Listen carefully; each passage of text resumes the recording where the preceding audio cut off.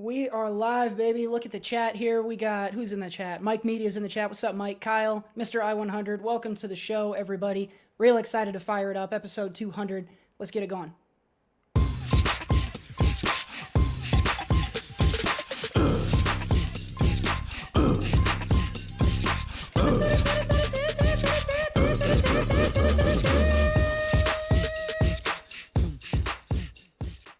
What's up, everybody? Welcome back to the SOCO Show. It's episode number 200. This, of course, is the voice and the face of the co-host, Cody Michael, and I'm joined, as always, by the so-host, Seth Ott. 200. Okay. It took me a second. I thought you were doing paper, cock, scissors is what I Our favorite game as a kid. Our favorite game, and the champion of that game is, of course, the bro host.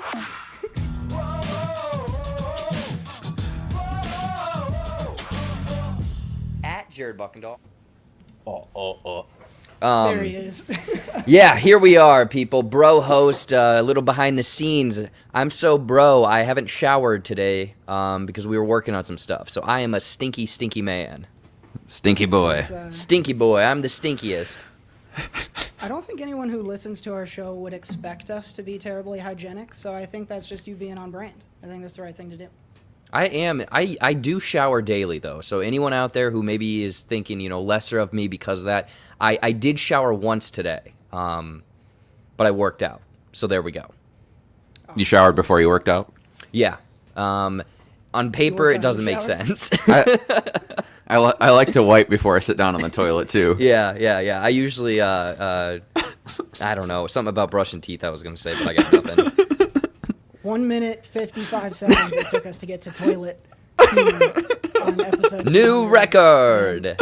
Still the same old SOCO show. Oh, yeah. 1 to 200. There's no difference. There was no maturity was gained during this entire 4-year process. We just sound a little better. Well, yeah. Except in higher definition, my voice did not get any deeper. So, So apparently, just a heads up, we're getting some text messages coming in from viewers because apparently they don't know how to type into the live chat. Cody, it sounds like you are a little low compared to Seth and I. Here, Yeah. let me figure that out right now. There we go. Dan coming in hot. Cody, turn your mic up, or Seth's down. I'm down now. Appreciate you, Dan.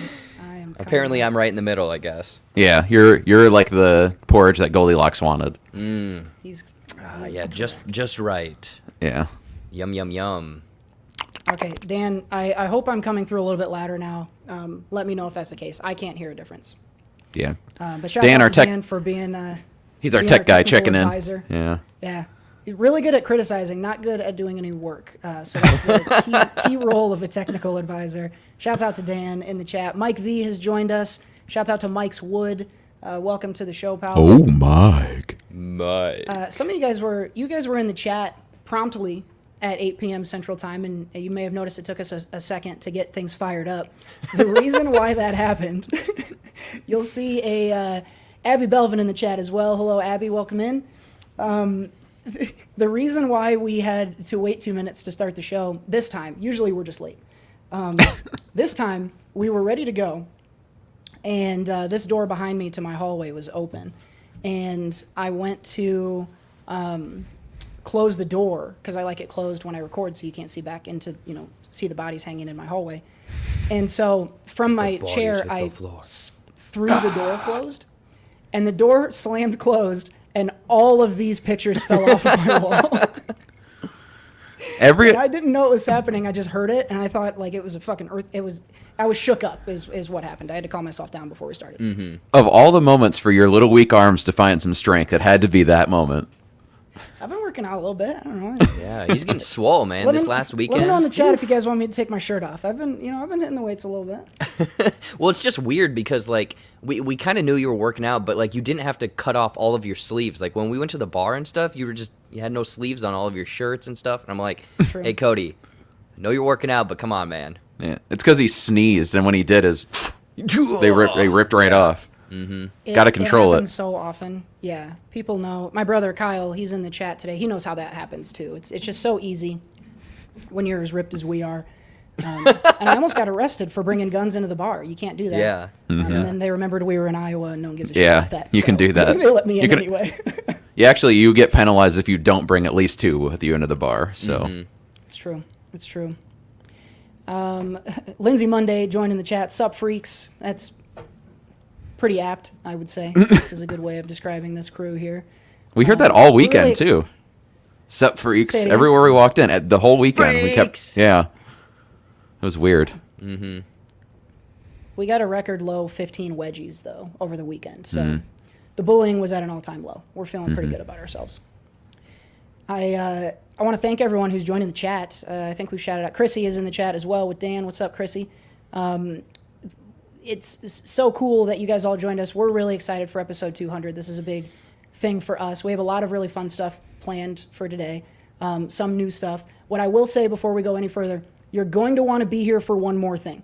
If you do need to step away during the show, fine. But as it gets near that 2-hour mark, you're going to want to be here for one more thing. I will just say that. Don't miss that section. Maybe mute us or something, but don't leave us because you're going to want to hear what happens today in one more thing. Lots of fun. We're going to do some reminiscing. We're gonna play some games. We're going to crown another champion of something today. That's been pretty fun to do lately. But before we do anything further, let's kick things off with a titillating topic. Titillating topics. Oh, you hit it before. That was You my didn't- present for you. Times are Happy changing, 200th, boys. Times are changing. Dan is saying that we're being baited into sticking around for one more thing. That's absolutely what's happening. Yeah, we want you guys all to stick around, so we saved the juicy stuff for the very Ooh, end. Just the like master a bait. Same Yeah. idea. Yeah. Got the masturbate for the end. Actually, if that's what you're looking to do, it's going to be a long show. We're going to use our full 2 hours tonight, so you can do it now if you want, and then you can relax for a while, and then if you're ready at the end of the show, you can do it again if you like. I don't know. Depends how fast recovery you got. You know how hydrated you are today. It's true. Yeah. Hopefully everyone drinks their Yuck. water. That is pretty good. Kyle's got a request for one more thing. I think we can block that in for later. He wants to see Seth moon the camera. I-100, we hope you will stick around. I'd love to have you for the duration of the show today. But our titillating topic today really is 200 episodes of the SOCO Show. We started this thing almost exactly. I couldn't find the exact date, but almost exactly 4 years ago, which is Jesus. insane to think about. 4 years ago this week, we did episode number 1 of the SOCO Show. Back then, you guys may not remember because we pretty much didn't do any good shows until we added J-Buck as a permanent member, which was a little over a year ago as pandemic started. But he had been on as a visitor a number of times and made the jump to the permanent hosting gig. And so for these last 50 or so, J-Buck has been part of the hosting cast as well. And we've done things have changed, like not a ton, but quite a bit. You know, like we've gone. I think we've gone through 3 computers that have made the show, that have edited the show. Yep. I'm on one of them right now. Seth's on one of them, the OG. He's also on the OG microphone. That gray Yep. microphone that Seth is using, all 200 episodes have been recorded on that microphone. Very special mic to us. We'll have to get it framed. Someday. Didn't have But this on we're it going either. to- That's true. So we had a lot of P-pops that I had to learn how to edit out, which was really annoying. We had an editor for a little while though. We did. We had to Did fire ya? the editor. It's not reliable. Honestly, we almost fired another editor this last week because we didn't get the show edited and put out on our usual Thursday. So anybody who went and listened to last week's episode, sorry. You're probably not here is what happened. You're like, I'm with these guys, ride or die, 199. Oh, Jesus Christ. That was. Let us know in the chat what you thought of 199. It was pretty different. We had to kind of throw it together from the road, and we had some tech problems, but hopefully you guys got some giggles out of it. That would be. That was our goal. Jared, do you have any idea when your first episode was? Wait, the pickle one? The pickle one. It would have been the weekend of the first It movie because I think we went to that movie together and did a ride home. So, what was that? September 2017, I believe. That's exactly right. So probably it was episode 8 or 9. Yeah, I was gonna say it was early on. Yep. So if anyone ever says I don't remember birthdays or anything, hey, it's all locked up here. Stupid stuff like the podcast and me talking about pickles and making you guys waffles. You know, that happened. We Yeah, did you eat guys came waffles over, that time. made some nice waffles. We sat down, had a podcast. Yeah, good I stuff. mean, the friendship was formed over stories of pickles and that type of stuff, but it was really solidified and bonded over those world famous Jared Yeah, Buckendall those waffles. Juicy waffles. Man, I don't think shouts out that's to the J. right Buck Waffles. adjective, but We're gonna need to get you a restaurant. This guy cooks an Eggo better than anyone I have ever been around. get that golden brown, baby. But the fun thing is, I mean, even going back further was like the inception of because we went to a party together or like a cookout kind of grill day, and that was when you guys told me about the podcast, and I was like, oh hell yeah, do it, man. Yeah, you've been tied in. Whether or not you were on the shows, you were tied in early on. Seth and I think if we tracked ourselves back, honestly, to our earliest inception, I think Seth, you were the birther of the SOCO Show originally. You said, why don't we fucking do a podcast? You'd been listening to a lot of them, long career, built up a lot of ideas and thoughts and what the right things to steal and wrong things to steal would be. What names to change. That's what podcasting is just stealing the correct things from other things. There's no originality in this world, except for maybe Iron Sheik tweets. That's probably pretty original. That's true. Sheiky Baby is always original, always fresh. And we were mulling around the idea, should we do a podcast? Should we not? And then it was that party that we ran into. Jared, you had just started doing YouTube videos. Guardians of the Galaxy 2, I think, had recently come out. And we said, if this fucking guy can do that, why couldn't we do a podcast? Yeah, exactly. And you know what? I don't know if I've ever told you guys this, but the very first, when you guys told me about it and stuff, I was like, oh, fuck, I have competition now. Really? Because the people that I know and you know, there's 2 of you, and you guys were more tight into that like Dub H circle and stuff. So I was like, oh, they're gonna get they're gonna grow so much faster than me. That makes me think of 2 things. One, I'm glad you said that because we always kind of suspected. We were like, what if he was like, fuck these guys, they took an idea from me. Yeah, like you didn't like We us. always kind of suspected that. Yeah. We're like, he's not going to like us if he thinks we jacked the idea to start putting content. Because the ride home was also that Yeah. was the first thing. That was the thing you wanted to do, and then I brought up the podcast. Yeah. That was It all funny. worked Hey, out. look. Yeah. We all And now you're a part of the show.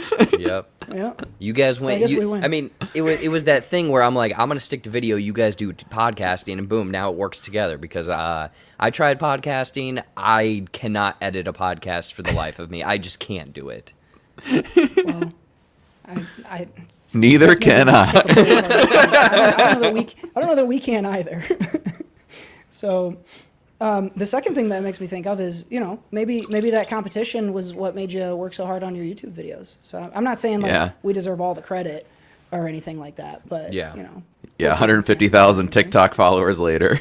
I would say, yeah, it's all because of you guys. We drunkenly were at that barbecue eating burgers, talking about, I think, what kind of cheese to put on a burger, and then you guys mentioned it. I was like, oh, geez, I'm going to, 4 years down the road when TikTok becomes a thing, actually, I got to thank these guys.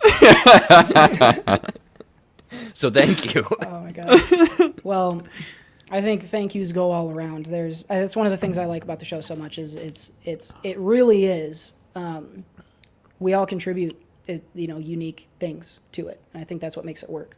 I know if you looked at the amount of time speaking, it would probably be vastly overweighed by me because I fucking talk a lot.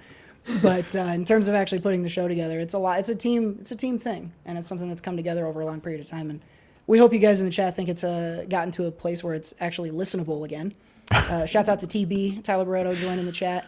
Let's take a look at some reviews from episode 199. Dan says, amazing.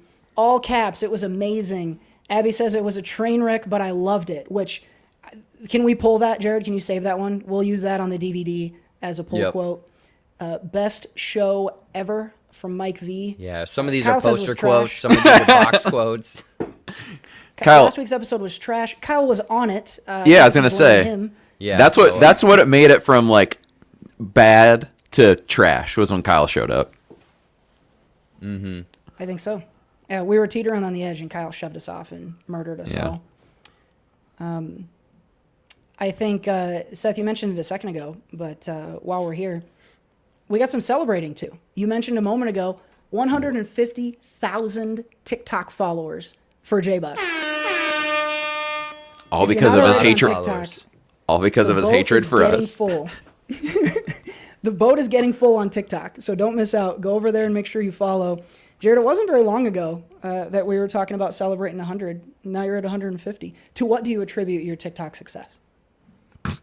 I don't know. Cheeseburgers. Again, cheeseburgers. I mean, basically what Seth was saying is just steal stuff from other people, but make it better. You know, that's what you got to do. I suppose. Yeah, Yeah. TikTok. There is a lot of that. We're getting another tech note from Lindsay.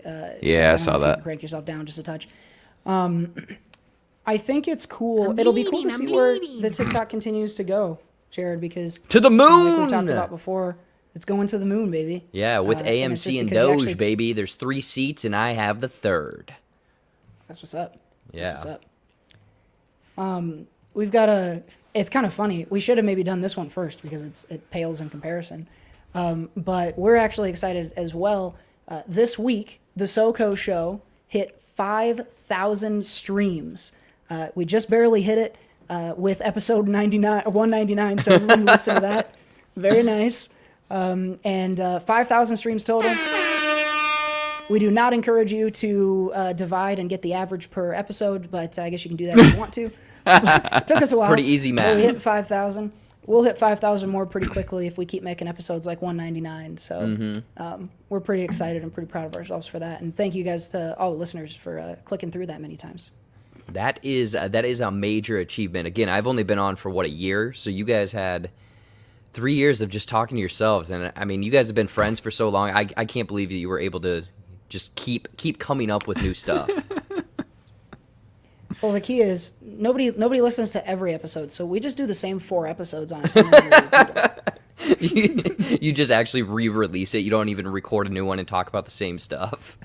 Yeah, I changed the theme song or something, but it's pretty much. You the move same the audio. order of the segments around so people can't figure it out. Yeah.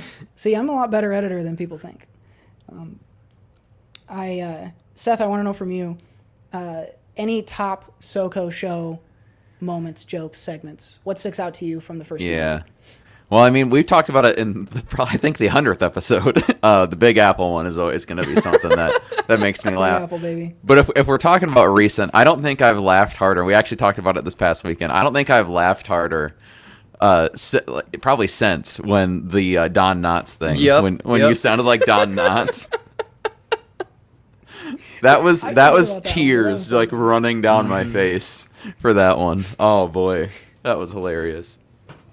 I don't know, it's pretty solid. Oh no! No. Yeah, I was the Don Knotts one. That one stands out because I think Kyle was on that episode. Yep. Kyle's and court. just laughing and whatnot. But the other one was the one that I was in person up in Cedar Rapids, and you did some Lou Holtz bit, and it was just because a peek Sexy behind the Lou. curtain is we were in just like a spare room. It was pretty hot in the room, and Very. we were very drunk. And it was a bit that I'm sure got cut down quite a bit, but I was crying. I couldn't breathe. I was laughing. Like, it was 8 minutes of me just laughing. That's probably the hardest I've laughed on the show. Those were some pretty fun ones. Honestly, I go all the way back to the first Jared episode with the pickle story. That was something. It's pretty, we know what we're going to talk about most shows, so a lot of time, there's not a ton of surprises unless something wacky happens, but the pickle story was something I was like, holy shit. And then I think this last year, one of the highlights for me was JT Energy, Travis Horn coming on. Oh, yeah. I think in terms of like quality actual podcasting and not just dick jokes, I think that was like, I'm really proud of that interview. And Travis was awesome, and we're definitely going to have him back again. But there's so many fun ones. You guys named some really good ones. I think I think back to that first anniversary episode, 52, which I edited. Oh my on God. The same laptop that we did 199 on. I did the all video, green screened. Oh, it is yeah. total shit. I hope that nobody can find the video. I don't know if it's out there still, but if it is, That was wild. I need to get rid of it because it I think looked it's on- awful, but it was a fun. It was a might fun be on show. YouTube. It's on YouTube somewhere. Hidden somewhere. Yeah. I think it's we have I don't know if we still have it or not. The SOCO Show YouTube page. It was on There was there. a SOCO Show YouTube. Yep. It was on there. there. Is one out there. Because we were Someone will find that posting one, maybe.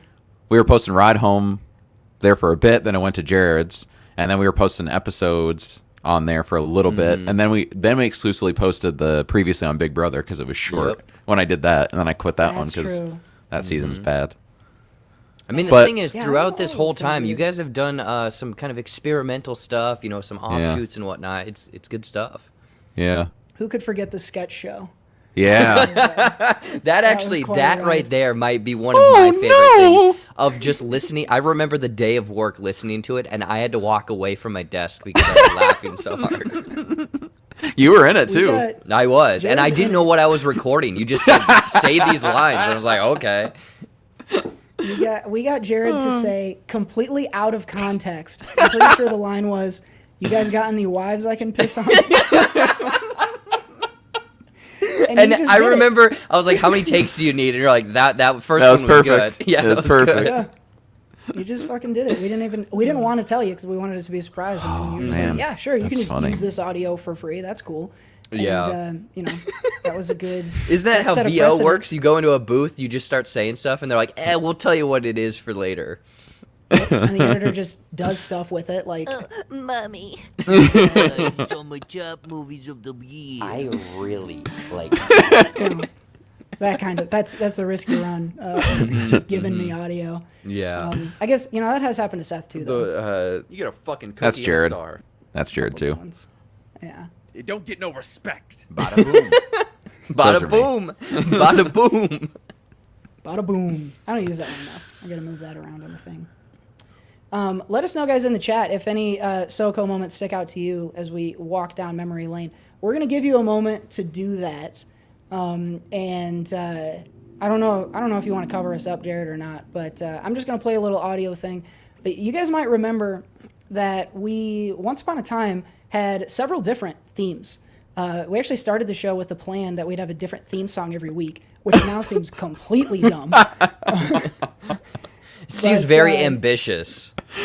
Well, because Ambitious it is was a good word. it was literally us just slapping around fake instruments for 30 seconds. So We were not music, still maybe are not, other than the, I don't know. the sick bars of Lil C-Man. We are not musically talented. well, we I don't. typically I have mean, to I don't outsource know. that. I don't know. Me fucking slapping them keys. I was tickling the twine there, Tickling the ivory right tickling the there. ivory. Yeah, Yeah, yeah. And I that Save they it- were well, this. plastic. Yeah, the song we hear now is from my beautiful little fingers, just made better. Again, you started it, you had the idea, you just needed to turn that enhance knob a little bit, and you got the theme song now. You forgot we set the talent meter at 0, and we've just turned it up a little bit from then. So let's take a little walk down memory lane. Here's every theme song you've ever had on the SOCO Show.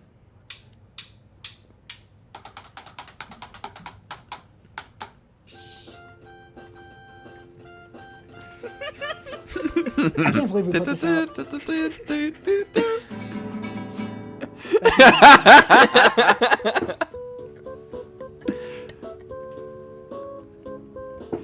I don't remember this one. I like that one. It was a 90s public access theme. This one was from Donkey Kong's Congo game. Donkey Konga 2. Yeah. This is the OG right here. It's the first one we used twice. And of course, the NPA remix. Yes, We're yes. used to now. I hadn't heard the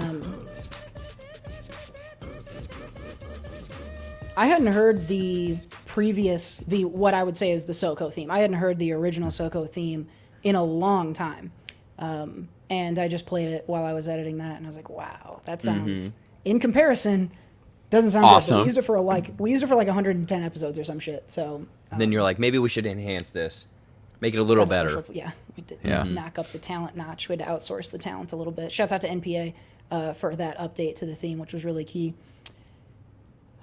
What else is going on here? I think that's enough of a stroll down memory lane. I'm sure some things will come up. Again, drop some in the chat. If you got any SOCO moments throughout the show that you want to shout out, we'll chat about them. But for now, we're going to wrap up our titillating topic. Titillating topics. And we're going to go on to... No, I'm just kidding. I didn't want to leave you hanging. Shouts out to the titillator for keeping the topics coming. We're going to switch gears. You know we couldn't do a 200th episode without doing the only entertaining thing we do on this show. We're going to hear from WWE legend, the Iron Sheik. These are Sheik tweets. I call you a punk.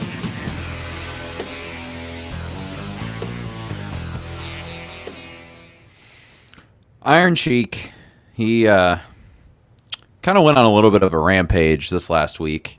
I don't. Have you guys had pina coladas? Yeah. Absolutely. Okay. Delicious. Summertime drink, baby.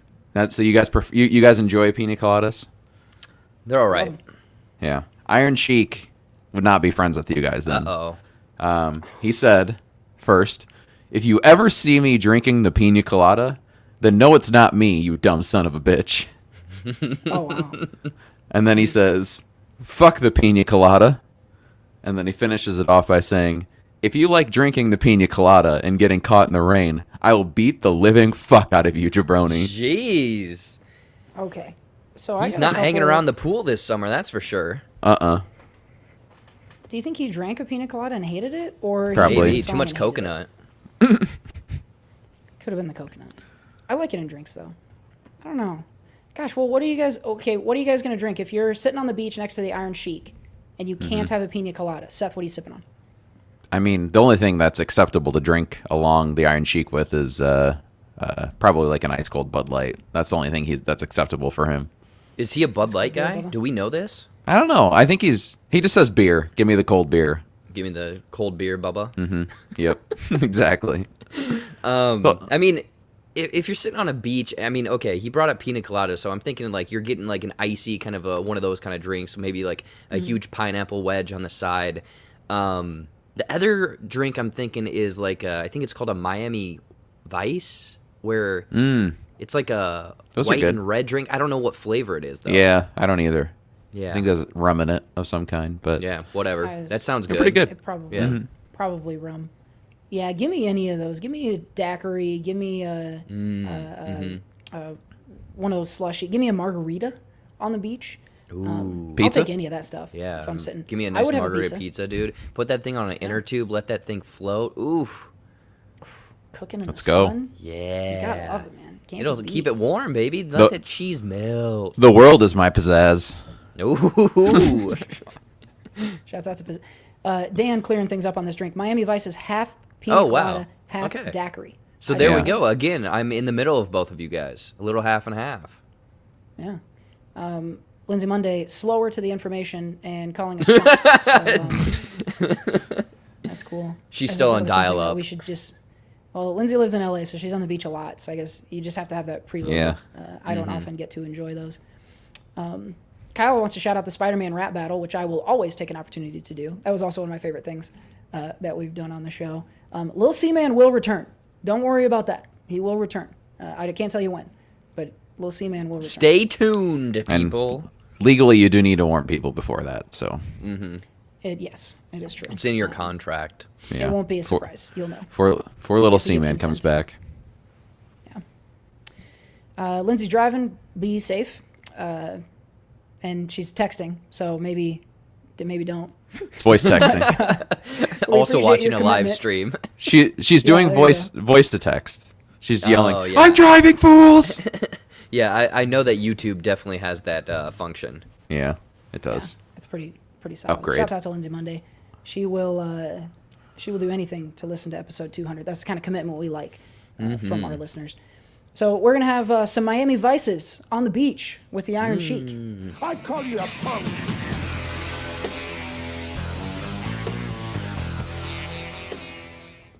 Shouts out to Iron Sheik, by the way, for I don't know what episode we started doing the at least 150, probably 175, maybe like 195. We've been doing the Iron pretty Sheik. early on. It's our longest running segment. So shouts out to the Iron Sheik for giving us several hours worth of entertainment if you add it all up. So big, we'll give him the horn. Shouts out to you, Sheiky baby. Big appreciation, Bubba. Let's take a second to shout out our sponsors. We actually, a lot of people say this, we actually wouldn't be able to do the show very much without our sponsors. So we want to make sure and give a shout out to all of them. These are folks that, have contributed to the show, in some pretty important ways. We've got from designing new things for us to giving us music to use, giving us money, giving us carved wood, decorations. Yeah, giving us things that say our name on them.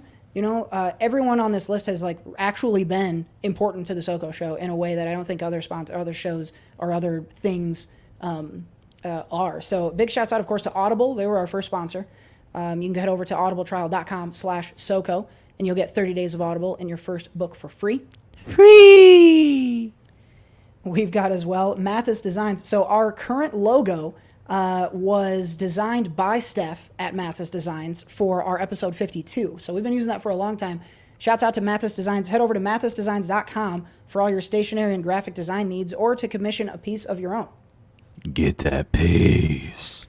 Get that piece. And if you want yourself a piece of Mike's wood like Seth's got in his room, you're going to want to head over to etsy.com/shop/cornfedandwed to get your wood worked. You know what? For old time's sake. Oh man, it's a throwback. Oh my! Nobody wanted. There we go. Our current theme also was composed and remixed by NPA. He also records and posts on Spotify, so you can go over there and follow for more tunage from NPA. Also link up with Friday After Class. That's NPA and Jack on the weekends. So we did, of course, glizzies for breakfast. I know you guys are going to ask. I cannot tell you when that's coming out. I don't know. But hopefully soon, and you guys will be able to listen to that and make it a big hit. So NPA and Friday After Class out there on the Spotify. That's why I sleep till noon. Room 56 Studios, helping folks put their creative ideas on the internet, video, audio, editing, graphic design, anything of that nature. So take that idea out of your head, put it on the internet, room56studios.com. What? And of course, last but not least, our podcast hosting service, Anchor, which we switched. I forget about this sometimes, but we actually switched from SoundCloud to Anchor quite some time ago, and it's been such a big deal. We've been able to get sponsorships from Anchor, so every episode, every listen, we get paid a little bit. They allowed us to install Anchor Wankers. And they just make it really easy to create and put out your very own podcast. If you're live here, you don't got to listen to me jabber on for 30 more seconds about them. If you're listening to the recording, you got to do that now. But for us here, we're going to go on to our Anchor Wankers. These are the folks, the elite squad of SOCO listeners who have decided that this podcast is worth a couple bucks a month. I might question your decision-making skills with money, but I do not question your commitment to the show. Tyler, Mike, Karina, Dick and Balls, Tom, Casey, Jill, Brett, Kyle, Jared. Jared, you could probably take that down, man. You're just paying yourself. Farts. That's how you launder money, buddy. Doing it real Farts, slowly. Anna. Yeah, real slowly, $5 at a time. Anna, Abby, and Chrissy, we welcome you all to Anchor Wankership. The Anchor Wanker Hall of Fame is comprised of all of you. And by the way, I think we have a good lead on who Dick and Balls is. I have no clue whose Farts is. We actually just found out got who Dick and evidence. Balls is. Yeah, we just That's got evidence in Barretto. the chat. Barretto is Dick and Balls. I have no fucking clue who Farts is. We don't know, but whoever you World are may out never there, know. Farts, you mysterious hero who snuck in the night and continue to give us money every month. We appreciate you, and really all of our Anchor Wankers. Wanker. Anytime you're willing to not only spend some time with us, but a couple of bucks, we really appreciate that. And so much of what we're able to do with the show is due to that Anchor Wanker income that we have. So big shouts out to all of our anchor wankers. We're going to do something special for our anchor wankers this week. If you are an anchor wanker before the end of the night, so tonight at midnight, if you're an anchor wanker, we're going to put you in a raffle, and we're going to give away some movie tickets. So if you're not an anchor wanker, go get in there today so you can get an entry in the raffle. If you're an existing anchor wanker, you're going to have a chance at winning some movie tickets. So we will announce a winner on that later. But again, big shouts out to all of our anchor wankers. Wanker. Wanker, wankers. Wankers. Exactly. Jared, why don't you bring me back up here because I want to celebrate our wankers in one more way. I showed you guys this beforehand. Recently, a friend of mine got me a bottle of whiskey, and it was 5-star. It's easily the most expensive bottle of liquor that I have ever had. And it's What are you rocking? Willet Reserve. Whoa, look at that Kentucky bottle. bourbon. Willet Reserve Kentucky bourbon. That's weird. Yeah. And he sent it to me. And I he said, drops it. I said, this is really cool. I don't know when I would ever drink it. But celebrating 200 episodes with you guys and with all of our anchor wankers, I cannot think of a better time. So I'm going to be enjoying some Willet Reserve for all of our Whoa, wankers. there we go. The I lid was just gonna popped off. Kyle says, "Is that a bong?" And then Tyler follows it up with, "Look like you should be smoking out of it." Is that a bomb? It's going to be. Oh man, yeah. I was gonna say that shape looks oddly familiar. Yeah, that's shout out to the wankers. Wanker. Wanka. That's whiskey. It does taste expensive. Just Ooh, yeah. threw up. Smoky, and maybe a hint of mahogany in there. What's it taste like? Liver and Very smoky. Ooh. I would say it's a robust Ketchup. scent. You know the smell of an old man's cologne? It's like that. But Axe good Phoenix? old man's cologne. Axe Phoenix, that's what it is. Yeah, double pits the I've had chesty. vodka I've had vodkas that taste like Axe Phoenix. That's not yeah. common. That was just the bar. Yeah. We're going to go on, and the last thing that we have to do relative to the wankers and anchor in general, we got a little bit of voicemail.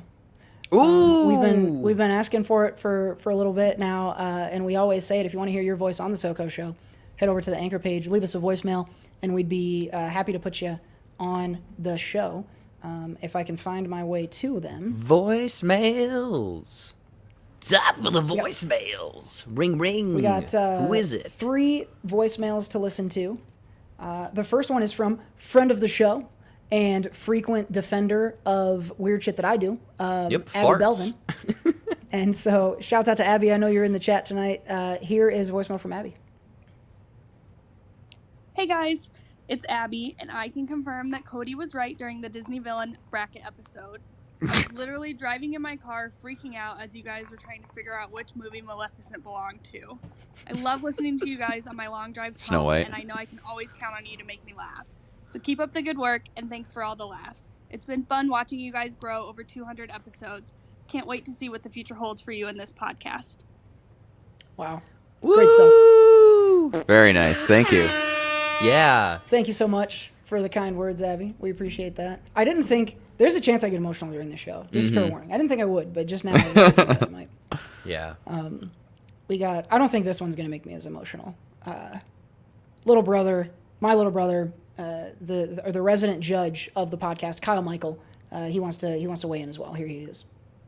Stop it immediately. Yeah. Oh no. This is Kyle Michael. I'm friends of Seth Ott and Jared Buckendahl, and I'm an avid listener of the show. And I want to say congratulations, guys, on 200 episodes. Please keep up the work you guys are doing. I really enjoy listening to you guys every week, and it gives me a reason not to talk to my brother all the time. So I appreciate you guys. Yeah. Very Yeah. on brand. Doing the Lord's work right there.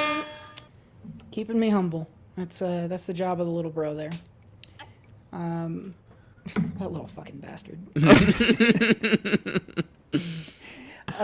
Shouts out to Kyle Michael. We spent some time last week together. Kyle getting ready for a deployment. Kyle's army, for those of you guys who don't know, going to be deploying in the not too distant future to Kuwait for a few months. So put some well wishes in the chat for Kyle, even though he's a shithead. Wish him well on his next adventure. Also, Dan perfectly nailed it. That is what I am happy about, is Abby saying that I'm right. That is going to get recorded, and it's going to become my alarm clock. So thanks again for that one, Abby. One more voicemail. This comes from, dare I say, SOCO Show legend, Mike V of Mike's Wood. Oh, my. He has made Seth moan at least 100 times. And we'll see. This one, I can tell you guys, honestly, I had listened to the other two. But Mike's came in later. So I have not heard Mike's. So let's see what old Mike has to say for us. Hey guys, Mike from Mike's Wood, aka the original Anchor Winker. Just want to give you guys a huge shout out on episode 200.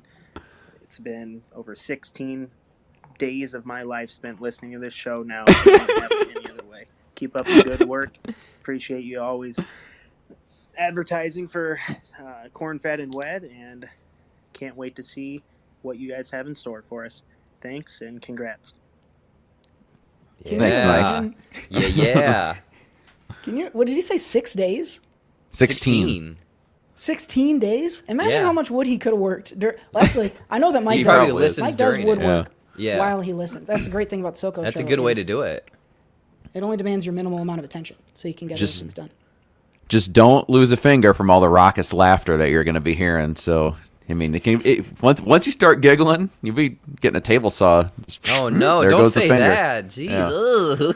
Yeah. Ugh. I don't like that. We've been known to cut a few appendages off here on the SOCO Show. They do, I will say, technology-wise, and again, Mike, I don't know what you're working with, but I know that a lot of the saws now, once they feel like flesh, they just turn off, which I still have no idea how that technology works. Should we? I think we should take over the Saw franchise, and we can be the SOCO Show. Spoiler, Seth. Yeah, maybe not. You don't want to give away the surprises. Yeah. By the way, that feature where when flesh touches it, it turns off. A lot of women that I've dated have that. Whenever I touch their flesh, they turn off.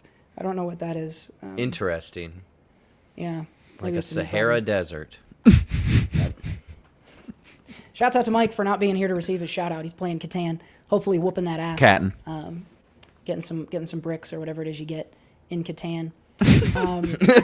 Thank you guys so much. Abby, Mike, Kyle, thank you all so much for weighing in on the show.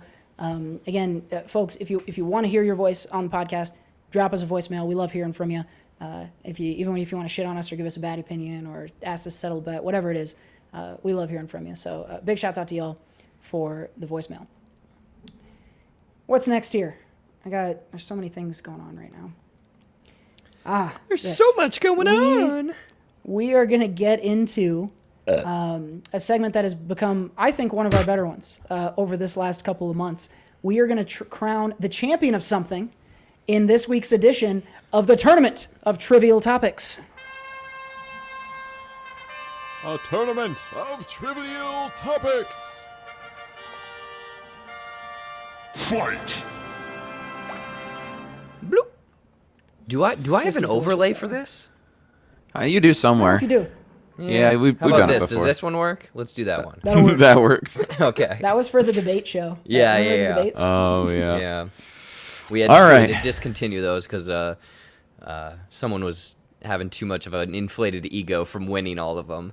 Yeah, Yeah. that's true. We were going to have, Jared was starting to float away. His head was getting so inflated, so we had to stop. All right. Well, we mentioned it a bunch of times. Probably said it a few dozen times now. This is the 200th episode of the SOCO Show.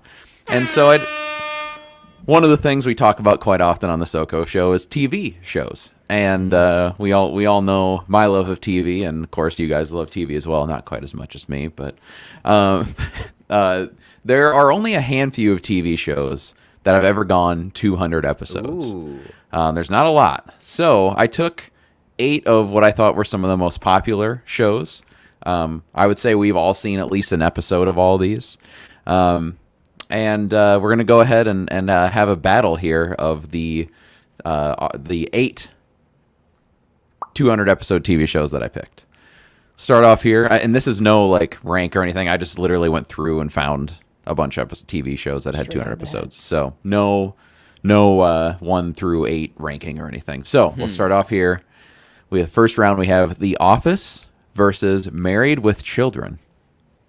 Oh wow, I didn't know that one had 200 episodes, huh? Yeah, there's a few of them that are interesting. Yeah, that I didn't realize. I guess Jared, for me, you skew a little older than us on the TV taste. Were you a Married with Children fan back in the day? No, I mean Love it would be. I remember marriage. going to when I did work at an actual job. It'd be on in the morning every now and then. That's probably my most exposure to it. I think I've maybe seen like 2 episodes. But the thing is, Office-wise, I've maybe seen 10 episodes in its actuality. I've seen clips. I've seen GIFs. Like, I know what it is. It's The Office, you know? I don't want to pick it because I think The Office is incredibly overrated. I'm going to pick The Office in this one. You say you don't 10 watch episodes. it, but it's overrated? Yeah. I think... because, you know what? Maybe it's a thing where everyone likes it, so I don't like it because everyone likes it. Maybe that's my mentality. You hipster. Yeah. I think that could be real. Mm-hmm. They don't get no respect. But I know don't. that, you know, like the Married with Children, what was the main dude's name? I keep forgetting. The dad's name. Al Bundy? Yeah. Is that what it is? Like a lot of people dress up as them for Halloween and whatnot. And then the wife on there, she was the mom on Sons of Seagal? Seagal. Oh, Yeah, yeah. she's the mom on Sons of Anarchy. Also, Kyle, Scrubs didn't have 100 episodes. I do not believe. Wait, is it 100 Didn't or have 200? 200 episodes. Sorry. Yeah. Yeah. Kyle's got the right idea. I think we're gonna need to kick the bro host out of here.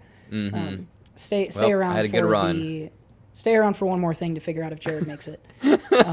Congratulations on my last episode. That's what 200 means. I'm actually going. I'm taking my talents to South Beach. Yeah. Yep. We should all go to South Beach. 181 for Scrubs. I'm glad that wasn't one of them because I would have felt really dumb if I would have left that off. But The Office moves on. Clearly, it's better of the shows. Did you guys I ever didn't watch vote, Married yeah. with Children? I've seen a lot of actually. it. I used to watch it a lot as a kid. My The daughter. This is how old that show is. The daughter on that show is Christina Applegate, I think. Yeah. And she's Veronica Cornerstone in Anchorman. Mm-hmm. Yeah. We haven't done this in a while, but it's Yeah. she can get it. Yeah. And she was especially getting into that show. But good show. I prefer The Office. Not for everybody, but Yeah. All right, we have next round here. This one would kill Mike V, actually. We have Friends versus How I Met Your Mother. Ooh. wow. Did you do Different that on eras. purpose? It depends. Yeah. I'm going to pick the one that has an all-white cast with 2 women, and one of them is married, and the other has a will they, won't they, with like a schlubby, lovable protagonist who's kind of a geek and doesn't get love. And there's like a womanizer, and they all live in apartments that doesn't make sense that they can afford. And they go through a lot of recurring In New York. characters, and the only minorities last for one episode at a time, or they're chauffeurs. And there's goofy songs. One of the characters sings goofy songs that everyone likes. I'm gonna go with that one. That's my vote. Great. Oh, man. Wow. You're not wrong. That's for sure. I don't know. Again, those two, I feel like it's like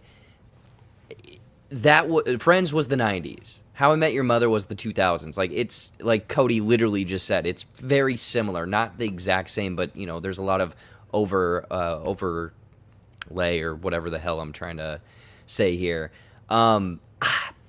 I think Friends is more familiar to me. I mean, I've seen every episode of How I Met Your Mother. I had a good laugh. I remember watching How I Met Your Mother, the very first season on TV. Like, I would tune in at, 7 o'clock, 7:30 or whatever, on Channel 14, K-Mag, at back home. Shout out to K-Mag! K-Mag! But I think I'm going to give it to Friends here. Wow. Yeah. Getting back on the audience's good side. Yeah. I gotta get some goodwill back somehow. So for me, I have very distinct, because I caught up with How I Met Your Mother until like the last season. and then I was watching it live. Maybe the last 2 seasons. Friends I watched all on one summer while getting drunk on the couch while Cody was gone. Just repeat. And then, I forgot about that. so I used to work a weird schedule, and so I would have like Sundays, Tuesdays, and Wednesdays off, I think. And on Tuesdays and Wednesdays, while Cody was at work, I would just sit on the couch and get drunk and Just watch a bunch of Friends. We'll watch Friends. For me though, How I Met Your Mother, I was watching that at the time of like when we were in college, so it kind of felt like we felt like we were doing some of those things. And so I have more fond memories of watching that in the apartment and stuff like that. So How I Met Your Mother, I prefer that show. Piece of shit. You piece of shit. Well, I guess we got to figure out where your vote lies now. Well, I should have voted before him.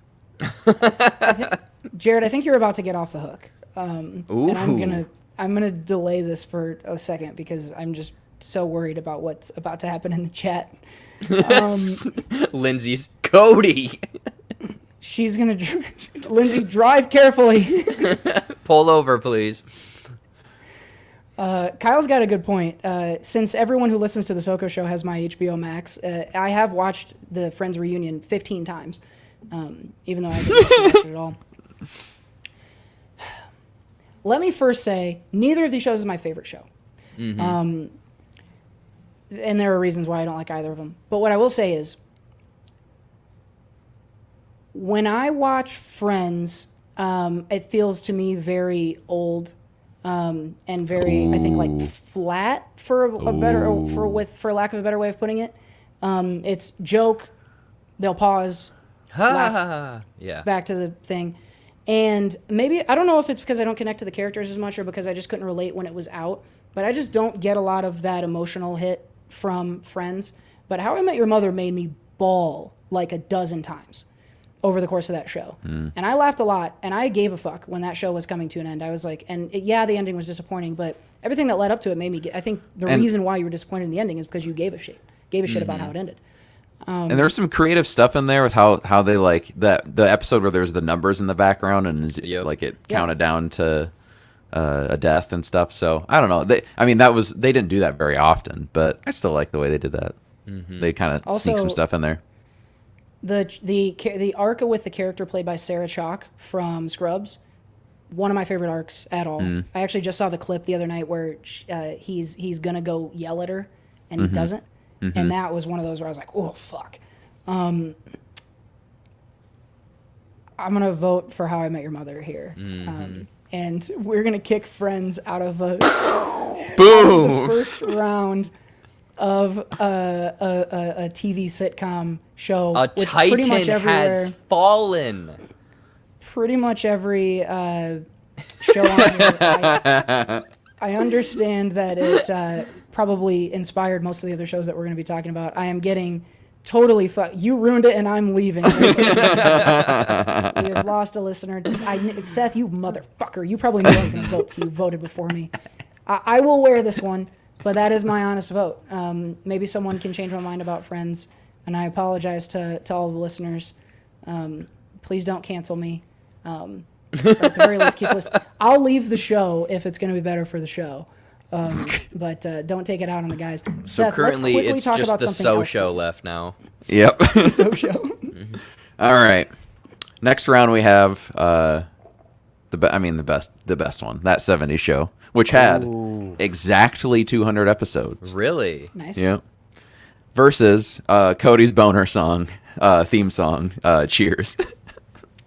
Oh my god. I feel like there's something I'm missing here. We've talked about this on the show once before. I forget about. I'll quickly tell it, and then I'm voting first this time, you dicks. When I was in high school, my girlfriend and I the only time we could really hang out like alone was late at night when her parents had gone to bed. And so a lot of times we would end up watching like the Golden Girls and other things on Nick and Nickelodeon. Nick at Night, yeah. Yeah. And we would watch that, and then the parents would go to bed, and then we'd be alone, and that's when we would mess around. And so Kyle just got me with a good one. Cody's bonus song is probably pretty short. It is.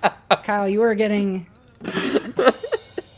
There's a comment, rim shot for you. Congrats on the good... Maybe the sickest burn of the night. Yeah. So anyway, Golden Girls would come on, and then we would start messing around, and then later on, Cheers would come on, and it's got that, where everybody knows your name. Dun, dun, dun. Bum.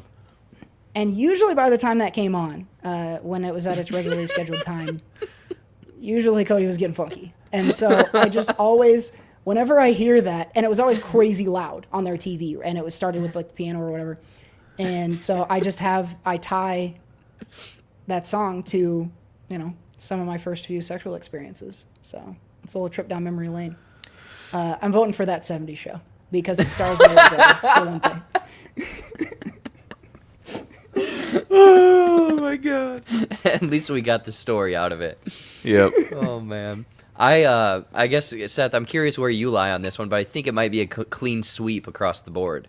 I could probably do a full recital of several That 70s Show episodes right now. So yeah, That 70s Show moves on. Yeah, I think Red Foreman has it sold. Otherwise, it's just all the scenes around the table. Like that was a staple of after school 4 o'clock. You're watching That 70s Show. Exactly. I want to know from people in the chat or you guys.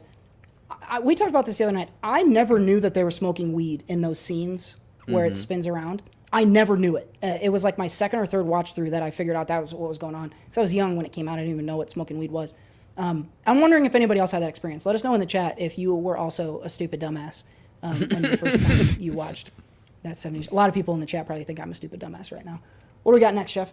All right, in the final matchup of the first round, we have two families. We have the Jeffersons versus the Simpsons. I've never seen a single episode of the Jeffersons. But are you kidding me? That's exactly what I was just going to say. Are you Cody. kidding me? Glad you said it first. Nick at Night all the time would play the Jeffersons. I used to watch it all the time. Wow. You should give me some. Give me some more black homework like we used to do in the We Missed the Boat, and send me some episodes. But the moving on up, finally got a piece of the pie. That's an all-time theme song. Yeah. I don't even really like The Simpsons that much. So I'm gonna let you guys vote first. Again, I've never seen an episode of The Jeffersons. Maybe they had it on TV at like the gym at one point or something. I don't know. That's right. You Simpsons, didn't have Nickelodeon. No, Yeah. I didn't. I had, again, 5 channels, people. I was very By the deprived. By the time you had Nickelodeon, they had started playing Friends on Nick at Night at that point. Yeah, actually, you're probably right. Was at that time, I'm like, oh, great, Friends is on. Simpsons, I think Simpsons, the reason that one, it kind of holds this like weird place, and it's not like, I haven't watched it in, 10, 15 years, but I would go almost every weekend and spend the night at one of my friends' places, and we'd watch That 70s Show back to back, and then 5 o'clock his mom would usually come home with Godfather's Pizza, and we'd watch 1 or 2 episodes of The Simpsons, and then we'd just play video games. So like that kind of era of like 90s Simpsons, I love the Halloween episodes. A lot of those I know, kind of by heart, and the kind of like jokes and stuff like that, but I haven't watched it in so many years, but I'm going to give it to Simpsons because I've watched it way more than the Jeffersons. Just to point out Dan's comment there, what you talking about, Willis, is from Different Strokes. There was more than one show with black people in it, Dan. Nice job, partner. Oh, man. I'll be honest with you, though. I could have fooled me. Yeah. I already loaded. I have a story about what you're talking about, Willis, and I was like, okay, let's load this story up into the fucking pop in the VHS tape and let's tell this story.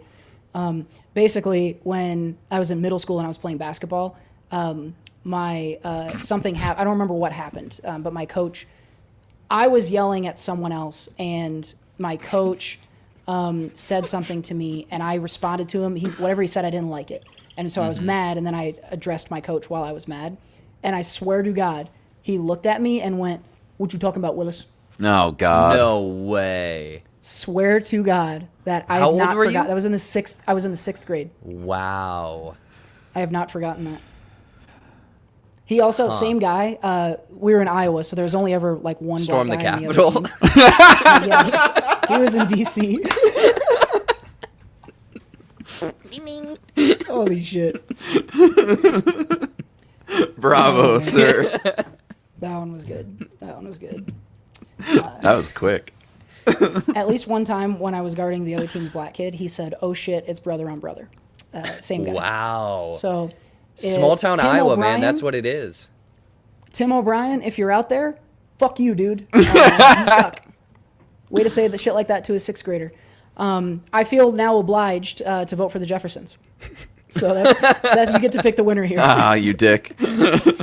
I mean, I shouldn't have been so quick to judge it. It is a very old show. I've seen more episodes of I've probably seen more episodes of The Simpsons. Just because it was on after that 70s show. Yeah, it was around that time, like after school and stuff. And then they'd have new episodes on Sundays, so sometimes I'd watch those. I'll go with The Simpsons here. It's easily the longest running. I think they have it's like, I know it's hundreds. It might be getting close to 1,000 or over at that point. It's got to be. Still started going. before we were not born. The first episode of Simpsons is older than us. Yeah. Mm-hmm. It's got to be an insane amount. I'm going to go with The Simpsons on this one. Simpsons moves on. There's 703 currently. Yeah. It's insane. Good grief. Yeah. All right. We have our semifinals here. We have The Office versus How I Met That Mama. How I Met That Mama. This is a tough one for me.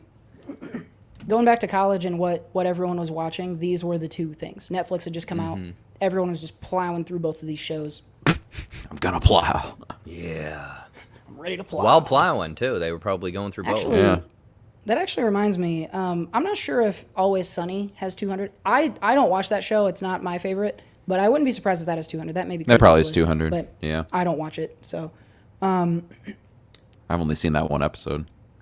Which one? it's How I Met Your Mother and Shardy McDennis, because we had to do it at one time. Shardy McDennis. They only have 154 right now. Okay. But they'll that's get there surprising. because they're on season 17, 18 right now. Yeah, it's a lot. Yeah. And they all signed fucking 50-year contracts. So. Yeah. I'm gonna need. You're not gonna back me into fucking picking against Seth. This one for me is pretty easy. This one's The Office. This is still my show where if I'm going to sleep or like eating a meal and I don't want to watch anything that requires attention, then The Office is what I turn on. So they got me with the Peacock. They got me signed up because wanted to turn on The Office and watch WWE wrestling. So The Office is my choice. If I had to watch any single episode of any show just at random, easily The Office. Mm-hmm. If I had to watch any 8-episode arc of a show, I don't know if How I Met Your Mother would be number one, but it would be up there. They had really good half season long arcs, which is easy when it's just he dates a different girl for 8 weeks at a time. I recognize that The Office isn't everybody's show. I don't want to make it seem like everyone should fucking love The Office, but I do. And so I'm going to pick it as well. And I always go back. I said in the first round it was about getting emotional about How I Met Your Mother.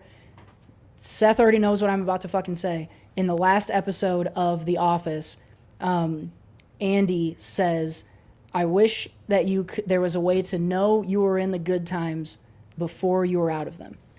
And that, I almost choked up just saying it. It's my favorite fucking quote of all time. I would get it tattooed on me if I was into tattoos.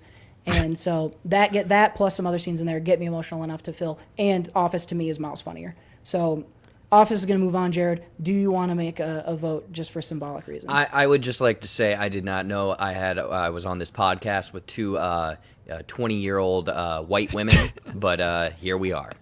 So Friends would have already won if we were two no, it'd be borderline 30-year-old women. I don't know. Again, it's one of those things in my mind. Office, Parks and Rec. It's which one are you? I'm way more Parks and Rec.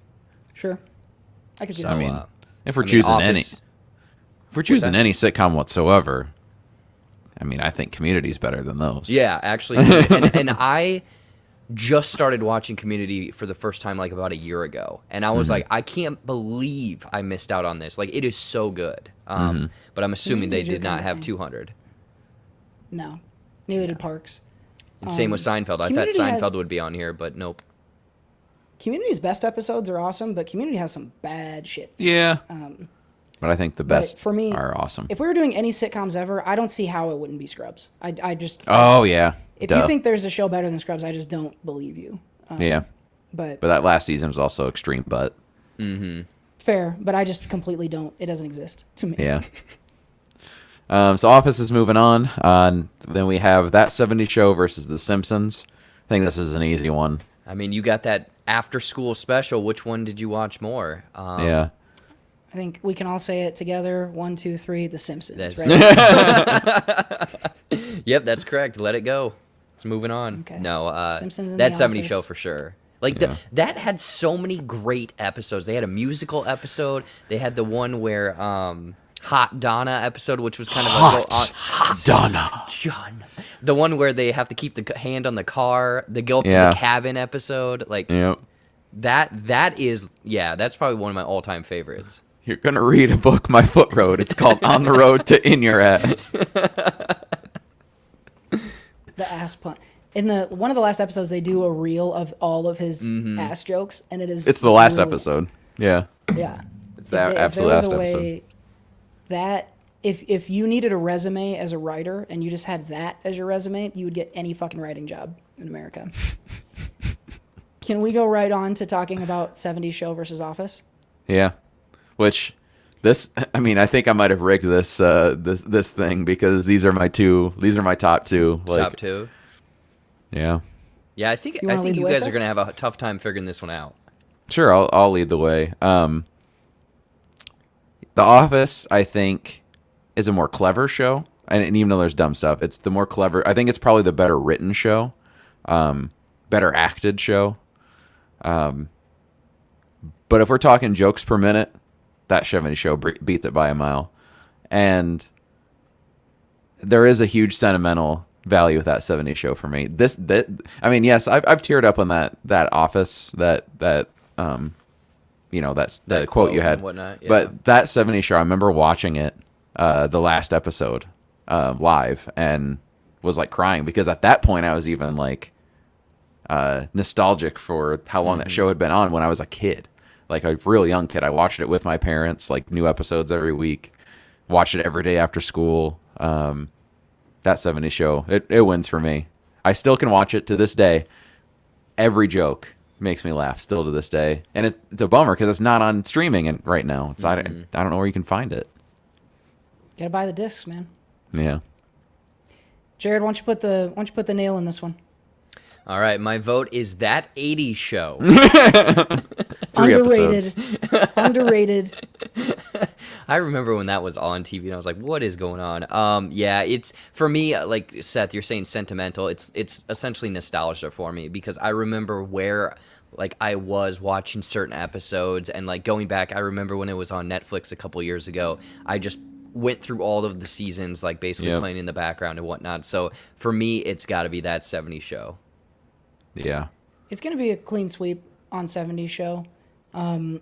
The growing up through high school and then eventually leaving is such a good. We talk about it a lot. That coming of age story is such a good like thing to get connected to, and everyone can get on board with it. And that I'm so sucked into that, and it doesn't really matter that it's in the 70s. So one of my favorite things. So on the credits, on the license plate at the end credits, it'll have the year that it's supposed to be. And because I think the show is 8 seasons. I think from like season 4 to the end, it stayed on like the same year.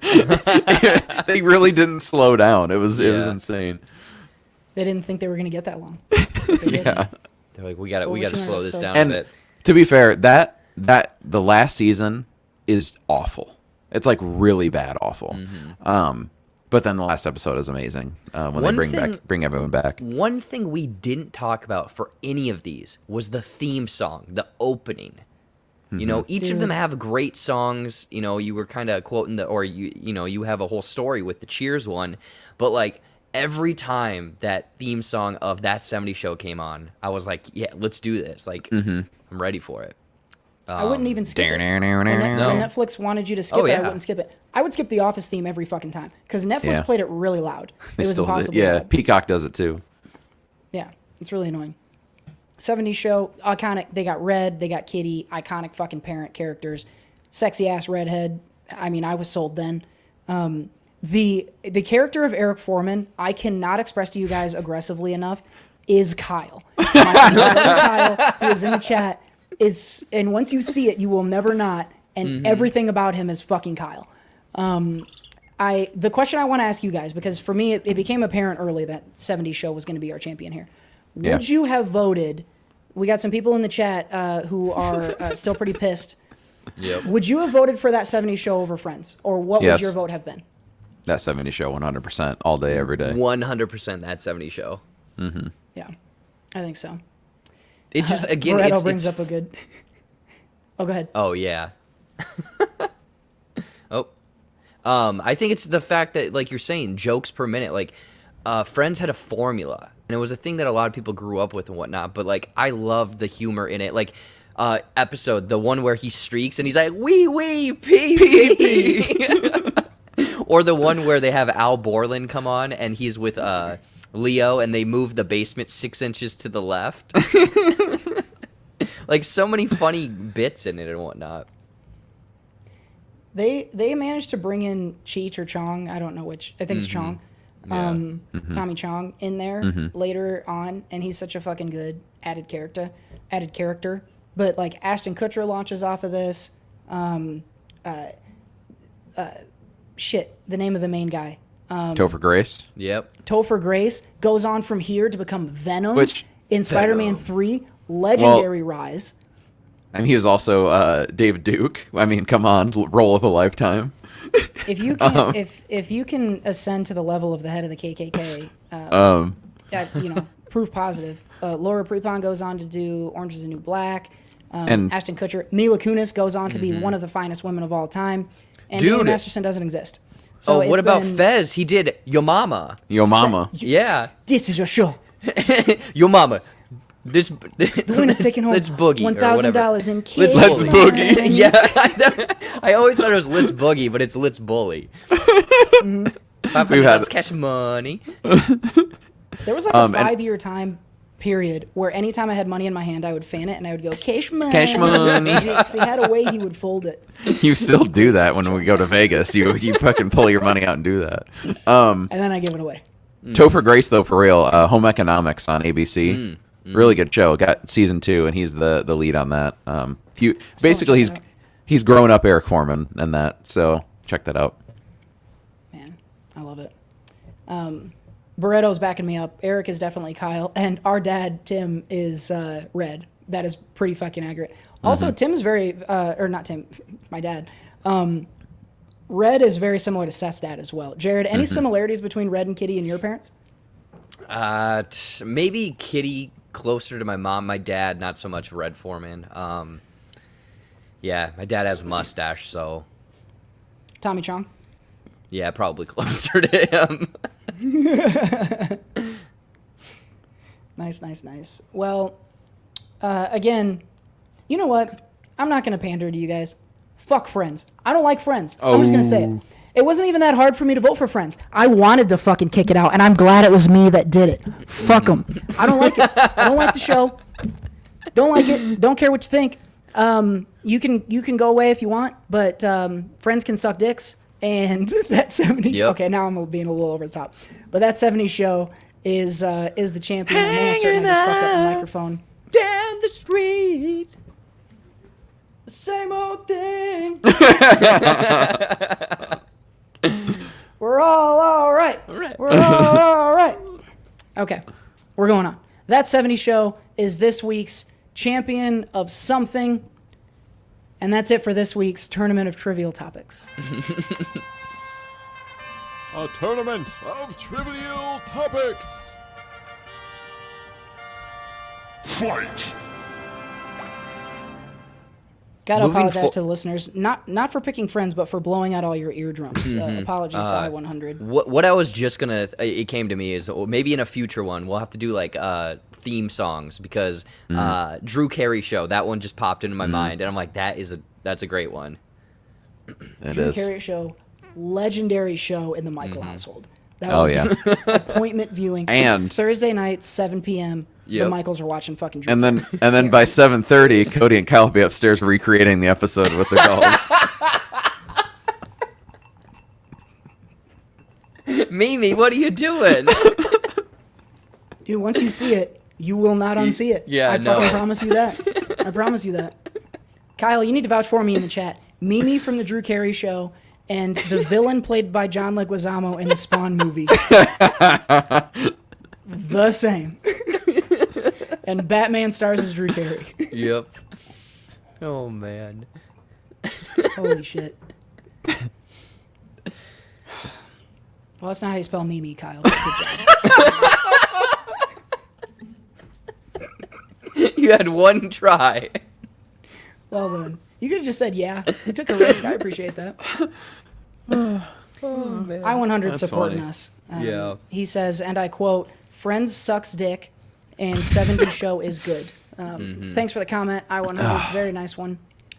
I don't want to put that in his mouth. Well, come on. Oh, that's nasty. I-100 likes 70 show. Let's do a little. We all got to hang out last week, and we went on a little. I went on a little trip. Got to see some people. Let's recap it real briefly. This is what did you? So went on the Michael Brothers Midwest tour last weekend.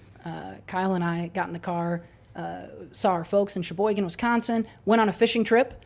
I could very easily lie about this right now, but Kyle caught the biggest fish. We went out on a boat in Lake Michigan, and it was the kind where they stick the pole to the side of the boat. And fishing is a loose way to put what we did. Basically, they when a fish hit the line, they would hand us the pole and we'd reel it in, which is super fun. Kyle landed like a 15-pound trout. It was a fucking hog. It was awesome. It was one of the coolest things. If anybody has a chance to go lake fishing in Lake Michigan, do it. Very fun. Then we made our way across. Got to see each of you guys. Got to see some of the people in the chat over the course of that time. Capped off the trip with a baseball game at the Iowa Cubs. Drank so many beers. I'm amazed I didn't die. I think the elevation change from Bend to Iowa saved my life because I drank more beer than I've drank in like 6 months. And had a really good time. Got to go out and be amongst the people. We went to a bar without masks on for the first time, which whether or not you think that's a good idea, I don't know, but it felt kind of nice. Just such a good experience. And for me, it was one where it hadn't occurred to me how much I missed being around people in general, but also certain people. I wouldn't have told you I miss Dan. I'll never tell you that. But even seeing like my folks, Brett, who's an anchor wanker, some of these other people that we ran into, Chrissy, Dan's girlfriend, who forced me to eat, which I appreciate. I honestly, like, when I left, I like almost cried in the airport. Like, it really was a thing. And so I don't know, anyone who's out there who hasn't seen their people in a long time, just be ready. Like, even if you don't think that you missed people, you might. And so just be aware of that. It completely caught me off guard, but it was a great trip. Shouts out to everyone who made some time. Seth, Jared, Dan, Barreto was there, Kyle, Chrissy, Dan, Jill, everyone who was around. It was really good to see everybody and appreciate you guys taking the time. Hopefully I'll be back a lot more often now that COVID seems to be on its way out the door.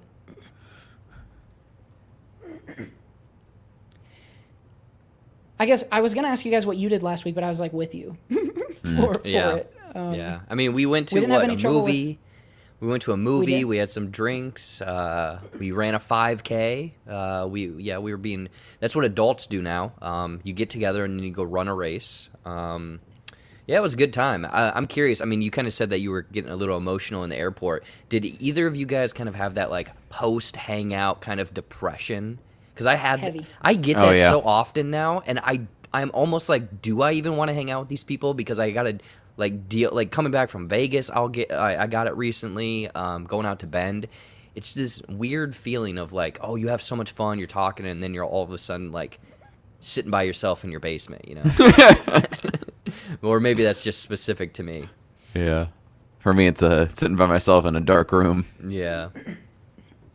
My room's well lit, but it is still me just sitting on a couch. Yeah. It was heavy. That first day, I was like, well, I had a conversation with Seth on the way home from that trip, and I was like, he was probably getting pretty serious depression vibes from me that day. It's a thing. It's a thing. Get around your people. Where's the camera? Get around your people. Go see them. You can visit them virtually, but go see them in person. It makes all the difference. Mm-hmm.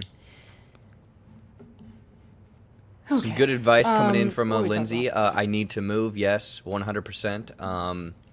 I need to get my life together is basically what you're saying, and it's true. Dan's point out, we did hear some gunshots, too. They were fired by Seth. At an employee at Fong's who sells pizza. What are you telling me? There's an hour and 10-minute wait for 3 of us? What is going on? Okay. I have my platform. I'm going to apologize. Maybe I was a little feisty with some people at that time. But I was just like, why is there no Ubers? And how can pizza be an hour? And like, I could go and harvest ingredients and cook a pizza like from scratch faster than that. Yeah. Well, because we were there at like midnight. It wasn't even like before. It wasn't like bar close or anything. Because bar close, it gets fucking sun nuts was in there. Up. And so it's actually 6 of us, but still 6 of us at midnight really isn't that bad. And we just wanted slices, and it was an hour and 10-minute wait, and it didn't matter anyway. We could have said yes, and we still would have. We would have beaten the Uber by a half hour. Yeah. I think. That's something that's going to be a thing. Like, you talk about people getting to see their people. Be prepared to either get a taxi, and hopefully you're in a place that accepts credit cards with your taxi, or be prepared to wait 2 hours to get your Uber. Like, if you're at the club, do it while you're in the bathroom 2 hours before you leave, because it's insane. They're just short on drivers right now. Mm-hmm. Well, if you think you're getting lucky, call the cab before you approach the potential partner, because you're going to need to wait 2 hours. And I think I'm going to preface this by saying the following is a joke. This is not what I think. The reason that everyone had to wait for shit is because no one wants to work, because they make so much money not working, and no one wants to go be valuable anymore. Everyone wants a handout. They're giving away free money right now. Yeah, I think the one I also was reading into something that the price for a lot of the Ubers right now is kind of inflated. Same with Lyft, because they're essentially, I mean, you know how business works, where it's like, oh, you get people in the door, then you raise prices, and then they're hooked. And that's kind of what's going on with apparently Uber right now, where I wouldn't say the price was inflated. It was just like, I need a ride home. So I'm curious if it's going to be this change of thing where maybe people actually become you bring a designated driver again, you know? Mm-hmm. Remember that? Yeah. Designated drivers? Crazy. Huh. Never thought I'd see the day. The only reason I ever got a job was so I wouldn't have to do that. Well, we had about 17 taxis drive by us, but none of them took credit cards. That's my biggest problem, was like, no one has cash, buddy. Yeah. Get with the times. You're not driving in Alta, Iowa, where we just got colored TV. Shouts out to Alta, Iowa. Birthplace of Jared Buckendall. There will be a sign there that says that someday. Someone needs to burn that town down. You heard it here Abby wants to first. explain the finer points of economics to you, Jared. Supply yes. Not a lot of supply. I did not pay attention in that class. I did not either. There was a cute girl in that class, and that's what I paid attention to. Yeah, every class. Mr. I-100, I think, has the perfect wrap-up comment for this segment. Nothing beats the in-person reunion with the people that you love and care about. Except for lots of money. Lots of money would be good too. Yeah. We'll take either money or people who love us. Either way, we are set.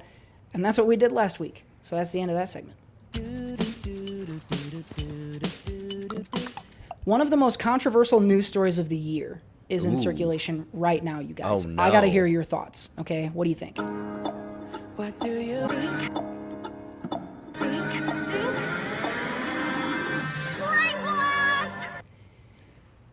All right, guys. I know that this is potentially going to get a little hot.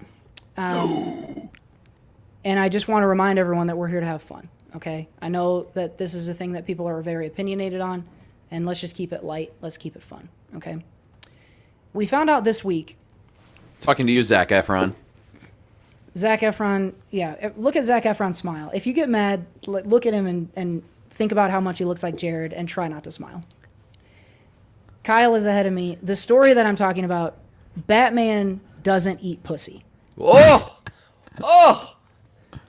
This news was a complete bombshell. It shooketh the world of not only comic book people, not only people with pussies, not only people who eat them. Everyone who has ever been into a hero, a vagina, everyone who's already had a vagina, everyone is wanting to weigh in on Batman going down south, mug runchin'. Mug runchin'? Rug munchin'. Yeah, mug runchin'. Yeah. This whiskey's good. Yeah. Here's what I want to know first of all. Mug Runchin's is definitely a bar somewhere. Yeah, definitely. Mug runchin's. Just a really Sounds like just a 40s gross. Like they have carpet. And it matches the drapes, baby. Zing! Mug Runchin, also the name of Hi, a y'all. baseball player. Welcome to Mug Runchin. What do you have? Here's what I want to know, guys. Are the producer... So, let me preface this. For anyone who doesn't know what I'm talking about in the chat. Apparently, so there's a Harley Quinn animated show that's like adult. And in it, there was a scene written where Batman was going to be going down on Catwoman. And apparently the producers of the show said, no, we can't have that in the show because, and I quote, heroes don't do that. Yep. I think That's a anyone direct who quote. I think anyone who's ever been around a vagina knows that heroes do that. But the question I want to know from you guys are the producers of Harley... I'm drunk, you guys. Are the producers of Harley Quinn right? Or does Batman eat pussy? Jared, you first. If you have a lot of money, apparently you don't have to do that.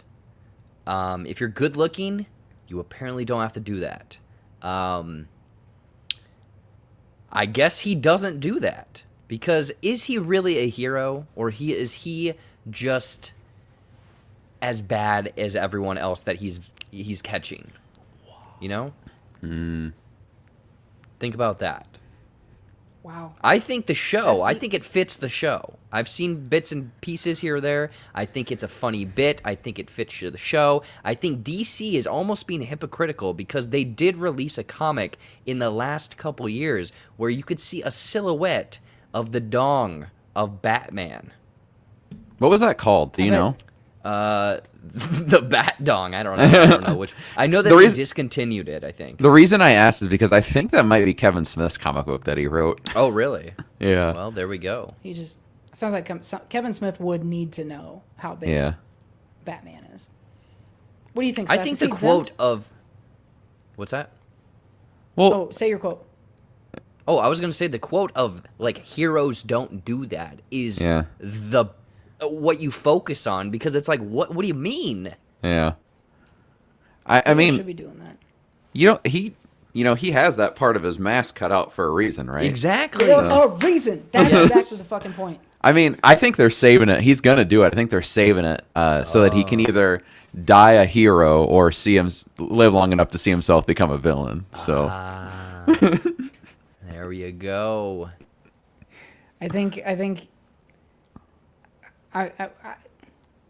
Okay, I'll say it. He's going to die a hero because someone's going to be sitting on his face. That's what's gonna happen. All this time. Someone also pointed out to me that the guy literally has handles on his head. Right. Oh my god. Yeah, wow, just ugh. Yeah, it's a thing. I think, I don't know whether Batman does or not, but he should. That's what I think. Dan pointing out, he probably does have sex toys in the belt. Maybe he does not need to get actually physically involved. Kyle pointing out, very important. Batman likes dark caves. Dark caves, of course, an analogy for something important in this one. Doretta says maybe Batman doesn't go down south, but Bruce Wayne absolutely does. He is one of those billionaire playboys.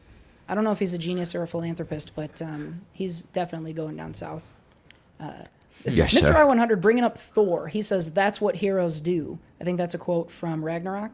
And he's completely right. There is no fucking way you will never convince me that Chris Hemsworth's Thor is not absolutely having a seafood buffet every time. Oh my God. Jesus Christ. He's getting in there. Holy For sure. jeez. Oh, maybe that's that's why Thor Love and Thunder is the title of the next one. 'Cause he's just fucking laying that hammer down. He's, You know, wow. And Jane Foster is worthy. oh my God. You know who taught Bruce Wayne how to Do properly tell. please a woman? How? It was me, sir. I taught him, sir. Oh man. You got to look at it. It's the size of a tangerine. God. Oh man. Wow. Michael Caine. Absolutely getting in there.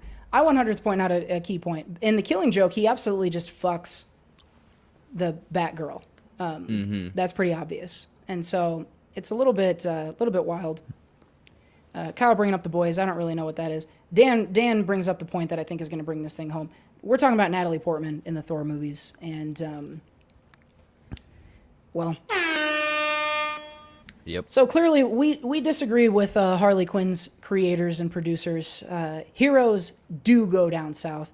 I've said the P word way more times than I ever intended to on this podcast. Shout out Papaya? to Whiskey and the way that the story has been written about. Let us know in the chat if you think Batman is going to South Gotham. We think he is, though. And that's what we think about that. If hero What do you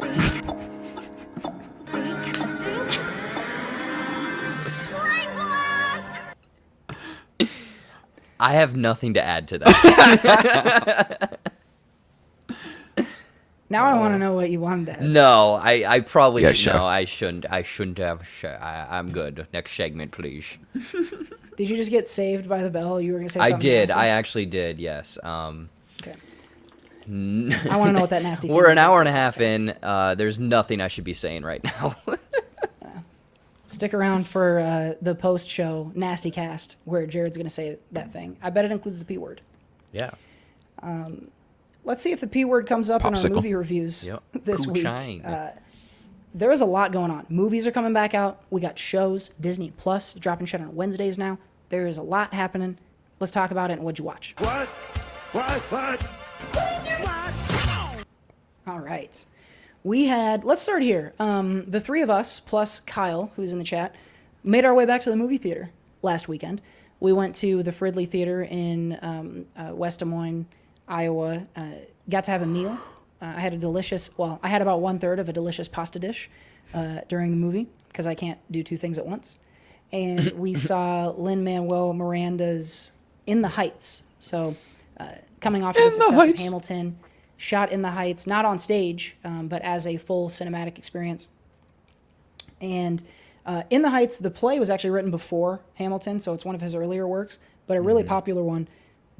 It's about a neighborhood in New York that has a lot of Dominican folks in it, and their lives and how they intertwine and some of the things that happen. Big theme being having your dream and pursuing it. And Anthony Ramos stars in this one, but there's a huge cast of really awesome people. I'll go first and just say I really enjoyed this. I think for wanting to see a big, loud musical in a big, loud theater, Kyle points out the theater was awesome. The sound in it was great. The seats were comfortable. The food was awesome. There was, I think, subwoofers in our chairs, so they were vibrating a little bit. This is very much that Lin-Manuel Miranda style of like rap singing that includes the plot.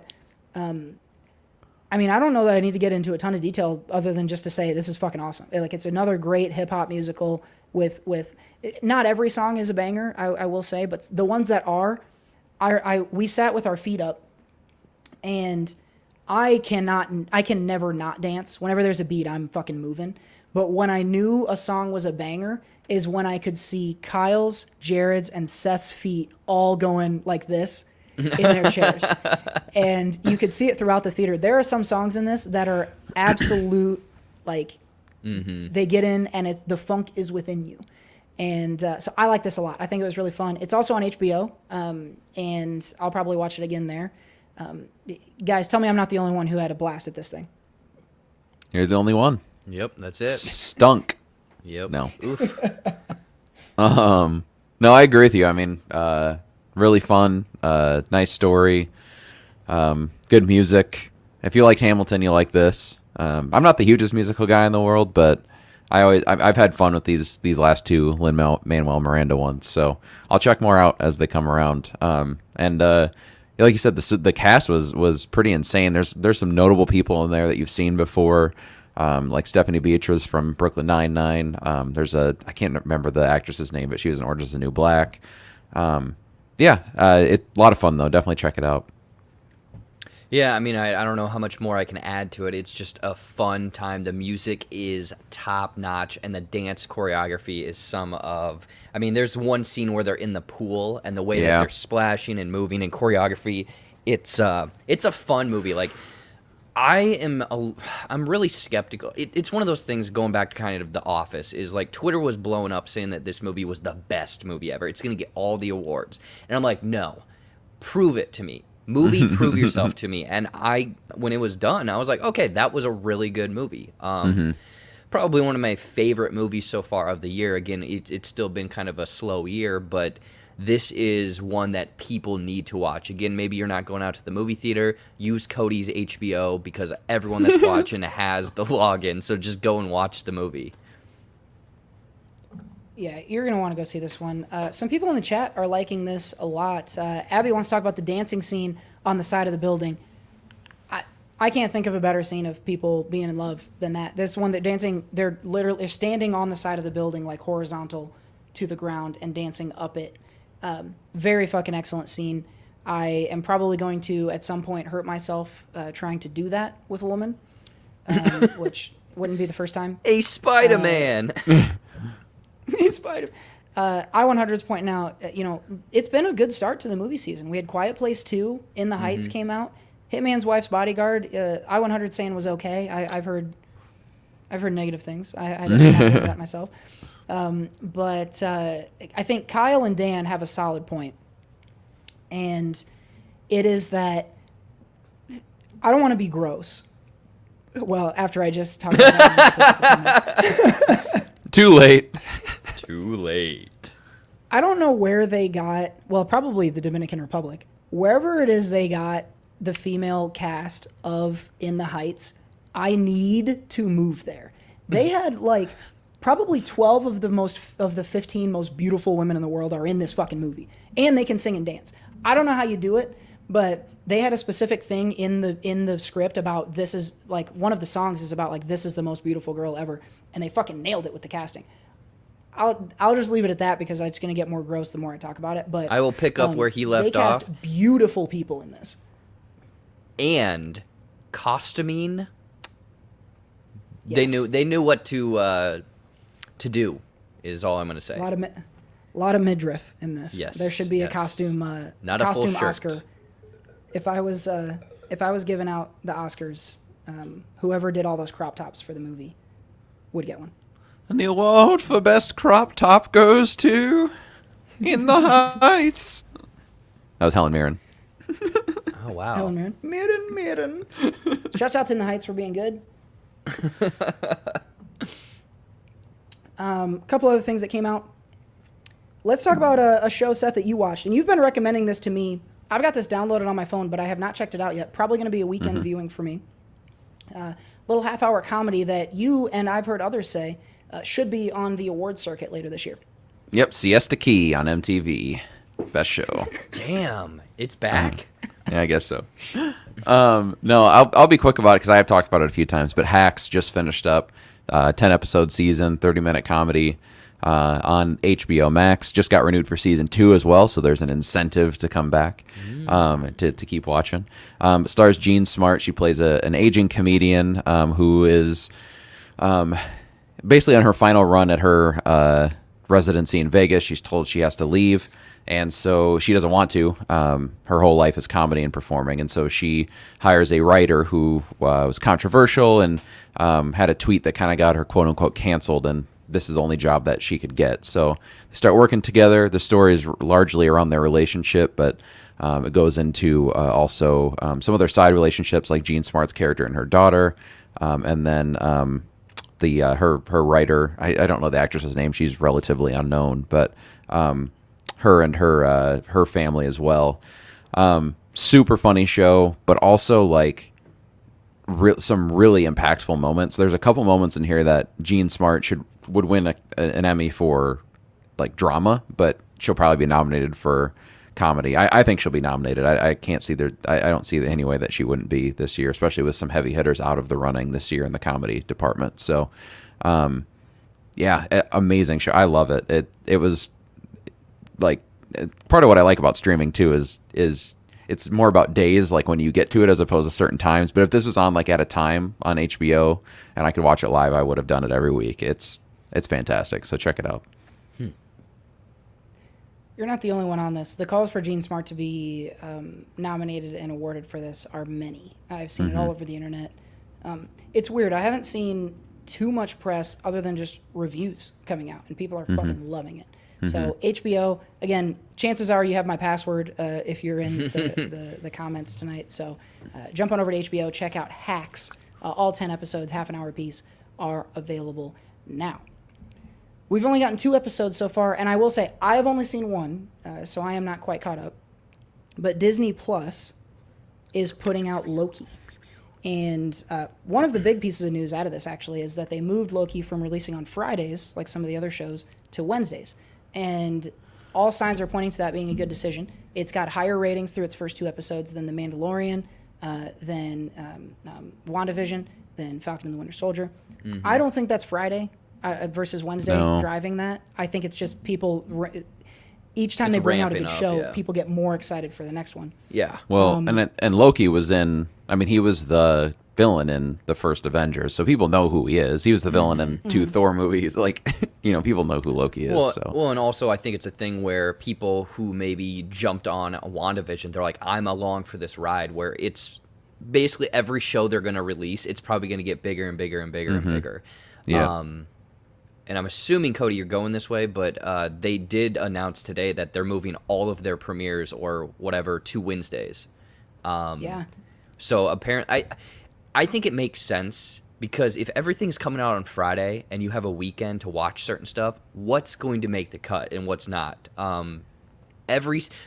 Wednesdays Disney, Fridays, I don't know, Netflix, Thursday Paramount Plus. Like, separate it, people.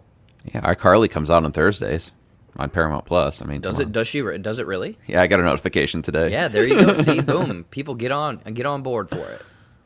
Give me your best and leave the rest to me. I'm actually working on learning to play that on guitar. It's a really fun song. That's totally besides the point. But Loki, I can only speak to episode 1, and I don't want you guys to say too much about episode 2. Actually, 2 things. 1, I don't like the Wednesday release. I'll just say that. I'm not. Okay. Yeah, I prefer Friday. Because my schedule's better for Fridays. I don't mind waiting a couple days, but I'm really worried I'm going to end up getting spoiled because Wednesday's a big work day for me. I can't just get up early and watch it like I was able to on Fridays. We'll see. I need to figure that out. But Wednesday night is also when Dave is dropping, and so Wednesdays are a big TV day for me all of a sudden.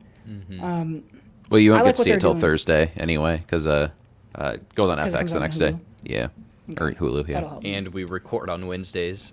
Yeah, we have to do the show. Yeah. So, I'm really interested in where they're going with Loki. Time travel's a big element. Loving Owen Wilson so far in this role. Wow. And I think, good or bad, they are really changing the scope of everything you've seen in the MCU. So either you hate that or you love it, but they're also adding some complexity to Loki's character that I think is fascinating. So I am ready. I am strapped in and excited for more. I may watch episode 2 tonight. My brother texted me yesterday and said, "This is fucking dope. Episode 2 is sick." And Dan is saying the same thing. It's wild. I have no idea what I'm about to step into. I-100 is saying the same thing. 6 episodes total, so we're a third of the way through it. I am loving it. Really excited to see where it goes. You guys have a little bit more insight than I do. Are you still enjoying it after 2 episodes? I assume yes. Oh, yeah. Jared, you watched episode 2 a while back, didn't you? Didn't you have both episodes? Yeah, Disney sent me both, but I actually woke up yesterday and just rewatched it just because I wanted to. Yeah, I think, for my own personal taste, I'm more into kind of sci-fi and weird. I've learned over the last, few years. So, like, this Loki series is really scratching that itch and whatnot. And I think it's just ramping up. Like, 1 and 2, great kind of setup. But I think the rest of the episodes are going to be like, oh, this is crazy. And then also setting up, multiverse, Spider-Man, whoever knows what else is coming out next. I think that this is kind of like hey, this is going to shake up and set up the next 5 years. Yeah. And I think it's the smart play to do it this way. I mean, Tom Hiddleston is a really, really good actor. And Loki as a character is pretty beloved in the MCU. It's like he's quietly one of those characters who he's had such an arc over time. And part of the show with the whole time thing is actually revisiting that arc of him, because the Loki that's in this show is the Loki from the 2012 Avengers, who at that point was still an evil shithead, and it wasn't until later when he became, the lovable Loki, even that still had a little bit of a shitheadness to him. But yeah, I mean the MCU, especially what they're doing with this TV show, it's really impressive. How connected everything is. How many years it's been, and they're still referencing stuff that happened almost a decade ago at this point. It's really cool, and it's starting to feel more and more basically like they're putting the comics on the movies and TV, because it's getting to that point of connectivity and references and all that stuff. It's gonna be. I can't wait to see where it goes from here. Yeah. It's not. I think it's. I don't know when it happened, but it stopped being a series and started being a genre, right? Like, if it's Marvel, you're just expected to know some stuff, right? Yeah. And even if you don't, they find a way to make it rewarding. Well, you know what I had the thought the other day too. So Loki on Wednesdays, right? Wednesday morning. I switched my get up early day to Wednesday to watch that. So in a couple of weeks, it'll be Loki on Wednesday morning and then Black Widow the next night. So it's like get a couple Marvel things in a row. Man.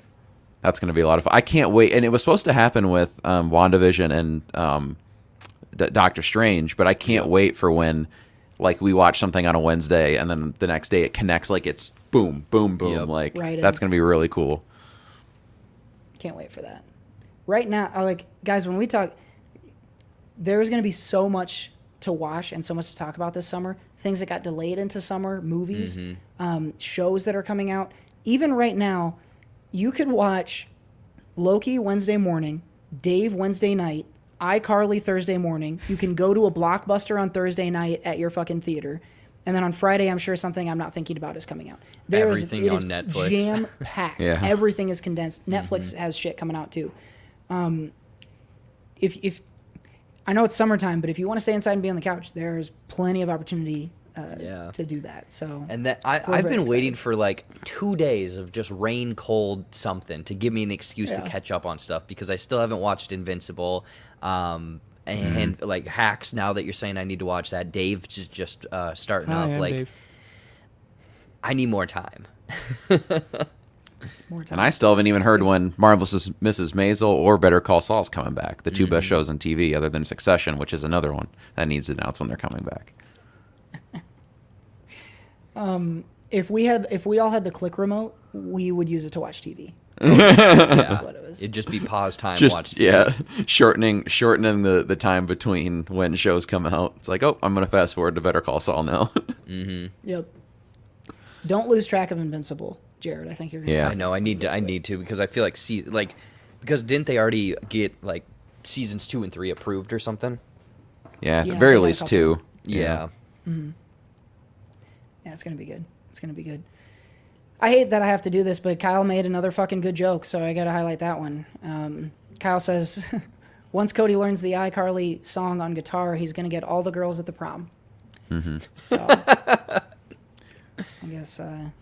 It was the best night of my life. Wow. You get a reluctant rim shot there, as will the girls of the prom. Gross. Oh, Yikes. no. Yikes. You think Batman's doing that at least? That's nasty. Batman, me and Batman are going to the prom. I hate that I had to do that. Anyway, that's what we are watching and will be watching. And a lot of good stuff coming out right now. So we have Loki on Disney Plus. Check that out. In the Heights is on HBO. You can watch that now. You can also watch Hacks. That comedy series is on HBO as well. Lots to check out. Big recommendations on all three.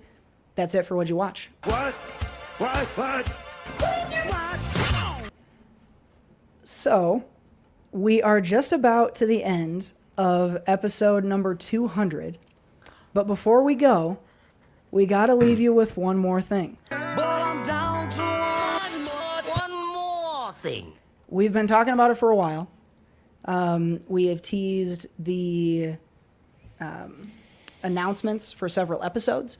We told you to hang around for one more thing tonight to understand what we've been teasing, and the time has finally come.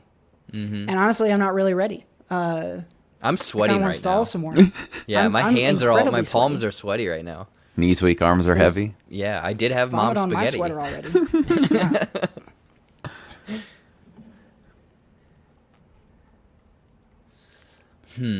Moment of silence. I don't. Do we have It's Mike kind V? of- Mike V, we need you to sound off in the chat. We need Mike around for this. Yeah. He's probably over there settling too many villages and taking all the hay from people. Yeah, he's probably building. I don't know what you do in the game. Build castles it's out of diamonds. Settlements. It's kind of tough to Settlements. really verbalize what's happening, I guess. Yeah. It's a little is hard. bittersweet, I guess. Bittersweet is a good way to put it. There's been an uptick in the amount of listeners. People have come back at the right time this week. Yeah. I100's point out, at least this isn't as long as a tease as the No Way Home trailer. Which, by the way, I will say, I don't even care if the No Way Home trailer ever comes out. I already know hope I'm that going it to the doesn't. movie. I'd rather Yeah. just not know what's happening. Kyle wants, Mike, if you're out there, we need you to sound off on Batman. There he is, Mike V. I'm not going to read his comment. He's only doing it once a month. Oh, Holy no. jeez. Do you want to know how I got these scars?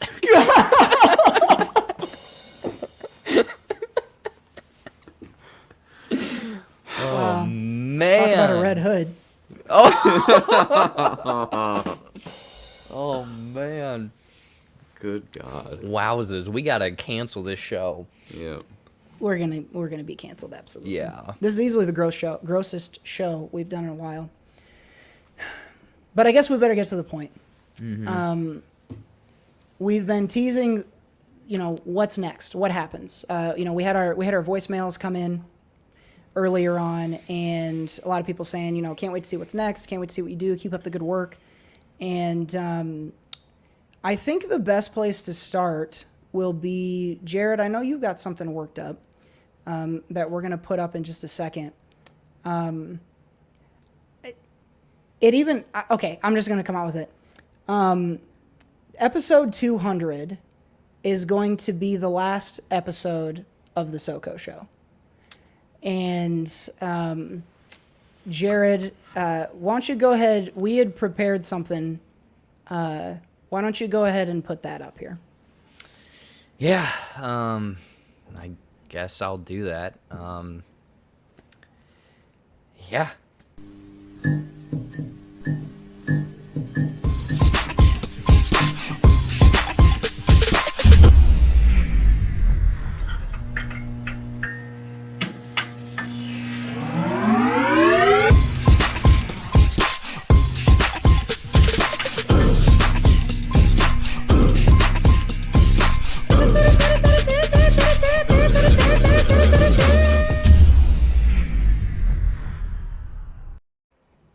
And from the ashes of this dead podcast, we'll build a better one. Socially Constipated is going to be the new name for our show. There's a lot more that we have to talk about. But as I said before, 200 is the last SOCO show, and the next time you hear from us will be as Socially Constipated. It's a new title. We're rebranding the entire show. There's a lot more to talk about, but first of all, shouts out to Jared for that sick-ass video. Hell yeah. A lot of people think that's very cool. We're not just changing the name, though. There's a lot of new and exciting things that are going to be happening around Socially Constipated. Where to start? We are getting rid of one podcast, The SOCO Show, and we are coming back to you with 1, 2, 3 podcasts. You are going to get a triple dose of the guys here every single week. We've got, Jared, I wonder if we could pull up, I've got some things to show folks. Share that screen. Be sure to hide those tabs and links, though. I will hide the tabs and links. Incognito. They actually are tracking you still in incognito, so that's you're a pervert. You're a pervert. You're a pervert. Hold on. Now I can't get to where I need to be. There we go. Okay. I want to share. Share the screen. The people are asking for it. The people want it, and I can't get it up. This has happened to me before. Yeah. That's now our intro. We have a sponsorship from Blue Chew. Blue Chew. I wish. Yeah. All right. Loretto says only 3. Sorry to disappoint. Barretto. Here you see, this is our new logo, Socially Constipated. This is going to be a new flagship show. A lot of what you love already, or hate already, I guess either way, about the SOCO show is going to continue to exist on Socially Constipated. This is going to be our main screw around podcast. It's where we're going to talk about, what do we see in the news, what's going on that week. We're going to play a lot of games. We're going to have a lot of fun. And a lot of the nonsense that you've come to love about the SOCO show is going to be on Socially Constipated. This show, Socially Constipated, is going to be coming out every week on Mondays. So a little bit of a change to the schedule there. Mondays, starting on June 28th, will be the first episode of Socially Constipated under the new umbrella. So we absolutely hope you guys will join us for that one. But you're probably wondering, what the fuck are they going to do on 2 other shows? The first thing that we're going to add is we are bringing back the sports show. You may remember that we did this in 2019. Every week we talked about football and what was going on in the NFL. We have Gridiron Grunts that will be coming to you every week on Wednesdays starting on June 30th. So what is that? 13 days from now, you'll get your first episode of Gridiron Grunts. Dan is excited for that one. Finally, The Rock has come down to the sports show. Seth and I and Jared have been talking about this for a long time, and we're so excited to get into this new NFL season. There's a chance we'll talk about other sports, but the NFL is really where it's at. So we'll begin a preseason discussion where we'll talk about a lot of things, storylines, teams, trades, all of that stuff. And then week by week, we're going to be recapping games. We're going to be picking games. There's going to be some betting, some competition that we want all of you guys at home to be involved in. So make sure you guys check out Gridiron Grunts. We're starting that up here in just a couple of weeks, and we're really, really stoked. There's going to be a lot of fun stuff that we are bringing you under the Gridiron Grunts. The third and final show, we are going to specifically be covering the world of TV and film, and this podcast currently is under the working title of The Entertainment Outhouse. So we have all of our TV and movie reviews, potentially some news, but primarily our reviews. We're finding more and more recently that we're running long because we want to talk more and more about some of the movies and the shows that we are watching. So your spoiler-free and your spoiler-filled reviews, discussions. Jared, every time when he gets screeners, will be able to give us previews of what's coming out in the coming week. And we're all going to do that on Entertainment Outhouse. Entertainment Outhouse is going to be the very first show that releases under the new Socially Constipated umbrella, and that is going to be coming out on June 25th. That's next Friday. And so every Friday we will be sending you off into the new release weekend with Entertainment Outhouse. So going back, we will have Beretto's point, or I100 is saying the toilet paper looks concerned. That thing right there is watching a very concerning, probably a thriller. Really worried about when the jump scare is going to come. This was inspired by Seth. Immediately we get some feedback from Lindsay. No surprise here. Very harsh. She does not like Entertainment Outhouse. Thanks for the positive support there, Linz. Really appreciate that. Drive safely. So to recap the schedule, Mondays, Socially Constipated. It's pretty much the SOCO show as you've come to know it. A lot of fucking around. Wednesdays, we're getting into sports on Gridiron Grunts. Fridays, we jump into the Entertainment Outhouse, and we are talking about movies. We are talking about TV, a lot of reviews, a lot of that stuff. That new release schedule, again, starts on June 25th. That's next Friday with the first Entertainment Outhouse. The following Monday, the 28th, is when you'll get the first episode of Socially Constipated, and that'll be followed immediately on Wednesday, the 30th, by Gridiron Grunts. Beretto noticed, or sorry, not Beretto, I100 noticed this little toilet paper guy. We got to give the biggest shout out ever to Jill Buckendahl. I need to bring up. You're gonna see my screen there, but all of the graphic design work that you see here, the font, the colors, and this gentleman right here are brought to you by Jill Buck. So we want to give the horns.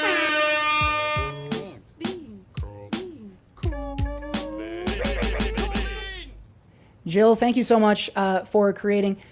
This guy right here is called TP. He's got initials for a name. TP is going to be the official mascot of Socially Constipated, and he's doing all sorts of stuff. TP he's getting into a lot.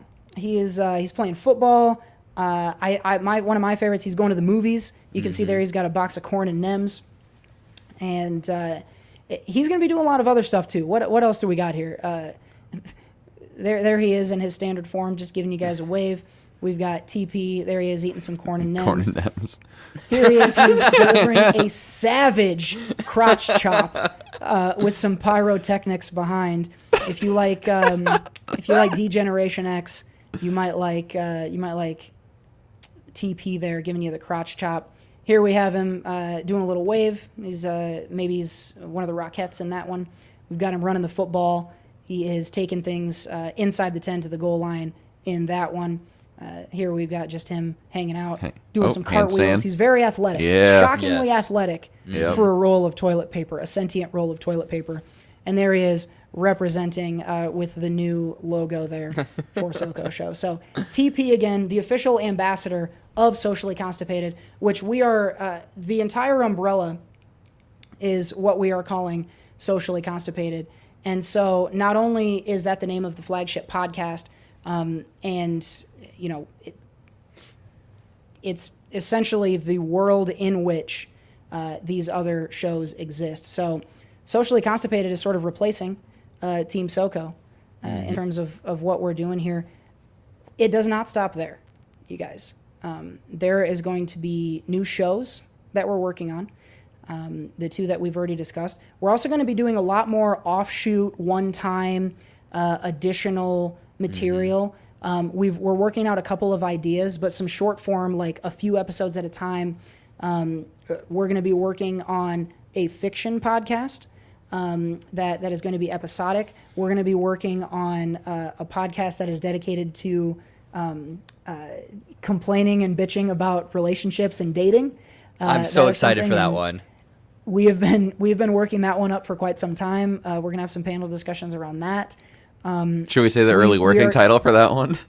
Yeah, sure. Do you want to? Sure.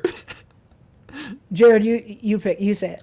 Okay, yeah. So who knows how many episodes, but it's going to be an offshoot. If people love it, we're going to just keep doing it. It's called The Vent. So we're going to have essentially it's relationships. We're going to be bringing on guests. We're going to be dishing some dirt.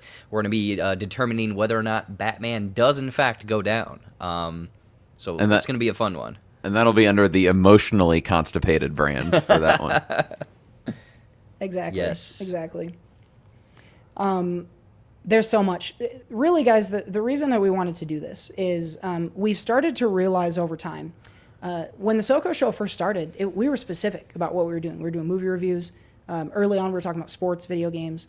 And as time has gone on, we've started to get off the rails more often, and we like that. You guys seemed to enjoy last week's episode 199, and it's not to say that we want that every week, but we want to be more free to do whatever we want. And so we broke up the podcast into a few different things that we're going to be bringing you. So if you come to the SOCO Show for movie reviews, there's a pretty good chance you're coming from the J-Buck Studios fan base, and we certainly appreciate you guys joining us here.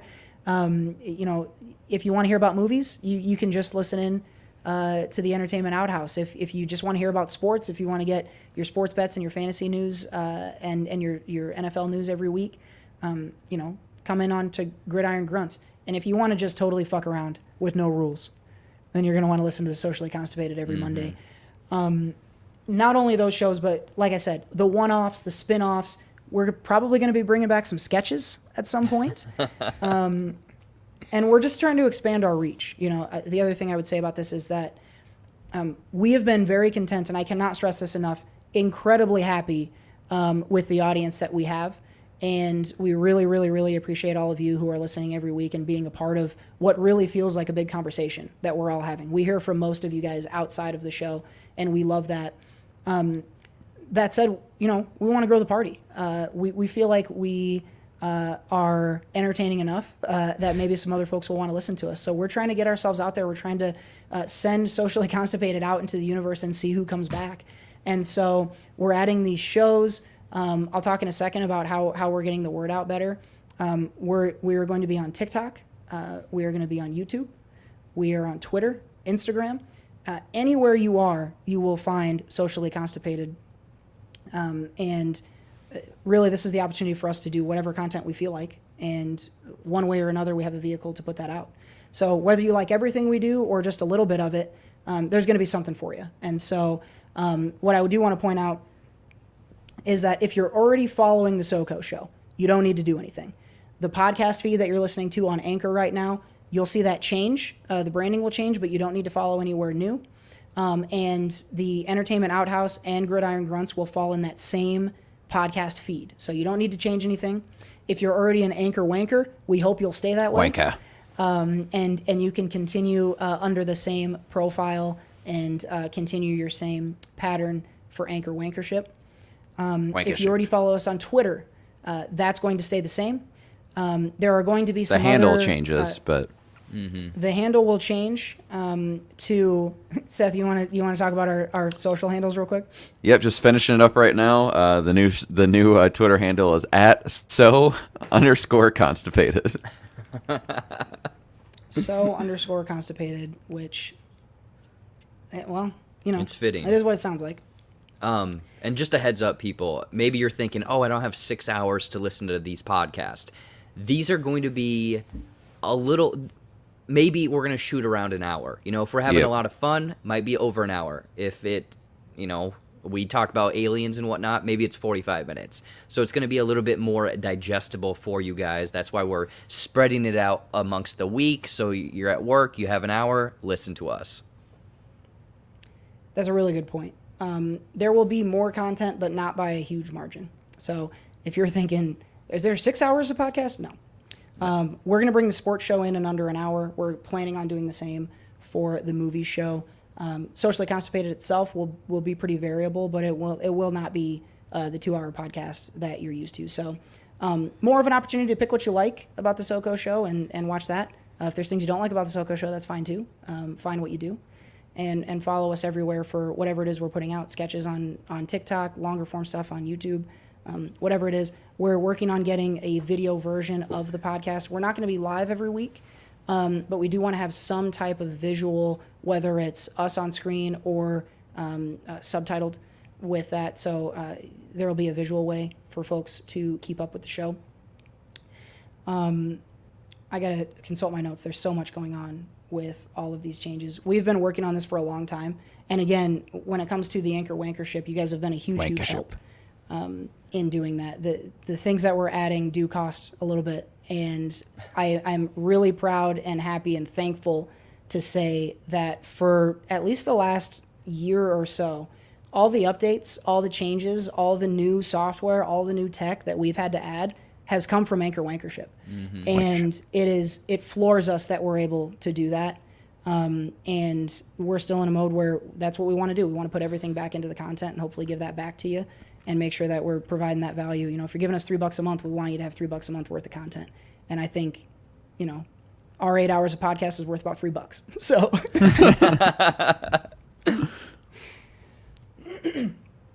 so we already said you don't need to worry too much about following us in new places. But what I would like you to do, if you're listening right now, we have, in addition to everything that you have heard so far, and Jared, I'm going to ask you to pop me up again. Gross. Wow. We would like you to go check out our new website. We have launched a website. This is the home for all things under the Socially Constipated umbrella. Maybe you're worried, how am I going to be able to see everything if it's on all these platforms and it's everywhere? This is the one-stop shop. You can see here, this is our homepage. You see TP is hanging up there next to the logo. You're always going to be able to see what we've most recently posted. Episode 199 is there for you to not click on. You can see things like our Twitter feed. Our Twitter feed will be out here. Our Instagram feed will be out here. All of our episodes will be posted right out here. There is also going to be, if we click into this, a one-stop hub for episode comments. If you want to join in the conversation about any episode, this is the place to do it. We'll always be linking to this so you can come in and be a part of the conversation. We'd love to have you chatting about whatever it is we're talking about in that week's episode. You'll already see a short backlog of some of the episodes that are already out there. Along the top of this, you'll see these will link directly to all of our social media feeds. So Instagrams, YouTube, Facebook. If you want to email us, mail@sociallyconstipatedpod.com. Our Twitter feed. Can you click on the Twitter? You want to go to Twitter? Yeah. Hold on. I need to change what I'm sharing with you. Uh-oh. Sorry. I just wanted to see if it's updated. It is. There we go. This is our Twitter. Again, if you were already following the SOCO Show, you're likely already seeing this in your feed. If you're following us for the first time, _constipated is the home for our tweets. Again, same profile, new name. We've also got out here, you can head to our new Facebook page, which is not available because if you already like us on Facebook, you'll see that title will just change. So what we would encourage you to do, you'll see the URL right up here on the screen, sociallyconstipatedpod.com. And when you go there, you will see a pop-up that will ask you to join our mailing list. And the mailing list is really so that we can share announcements, so that we can share new episodes. We're planning on probably about weekly. We're going to send a new newsletter with all of the things that we talked about this week, links to everything that we're putting out. So if you want to join our email list, it's a great way to stay in touch with the SOCO Show. With what was the SOCO Show and is now Socially Constipated. The other thing I will say is we're not big enough to really spam you with ads. So that's not going to happen. So don't worry about getting shit you don't want. It's just only going to be Socially Constipated material. If you are listening to the show right now, and it looks like a handful of you are, if you join our mailing list tonight, so it is June 17th. I said it before for the Anchor Wankers. We will do the same thing for people who join our mailing list.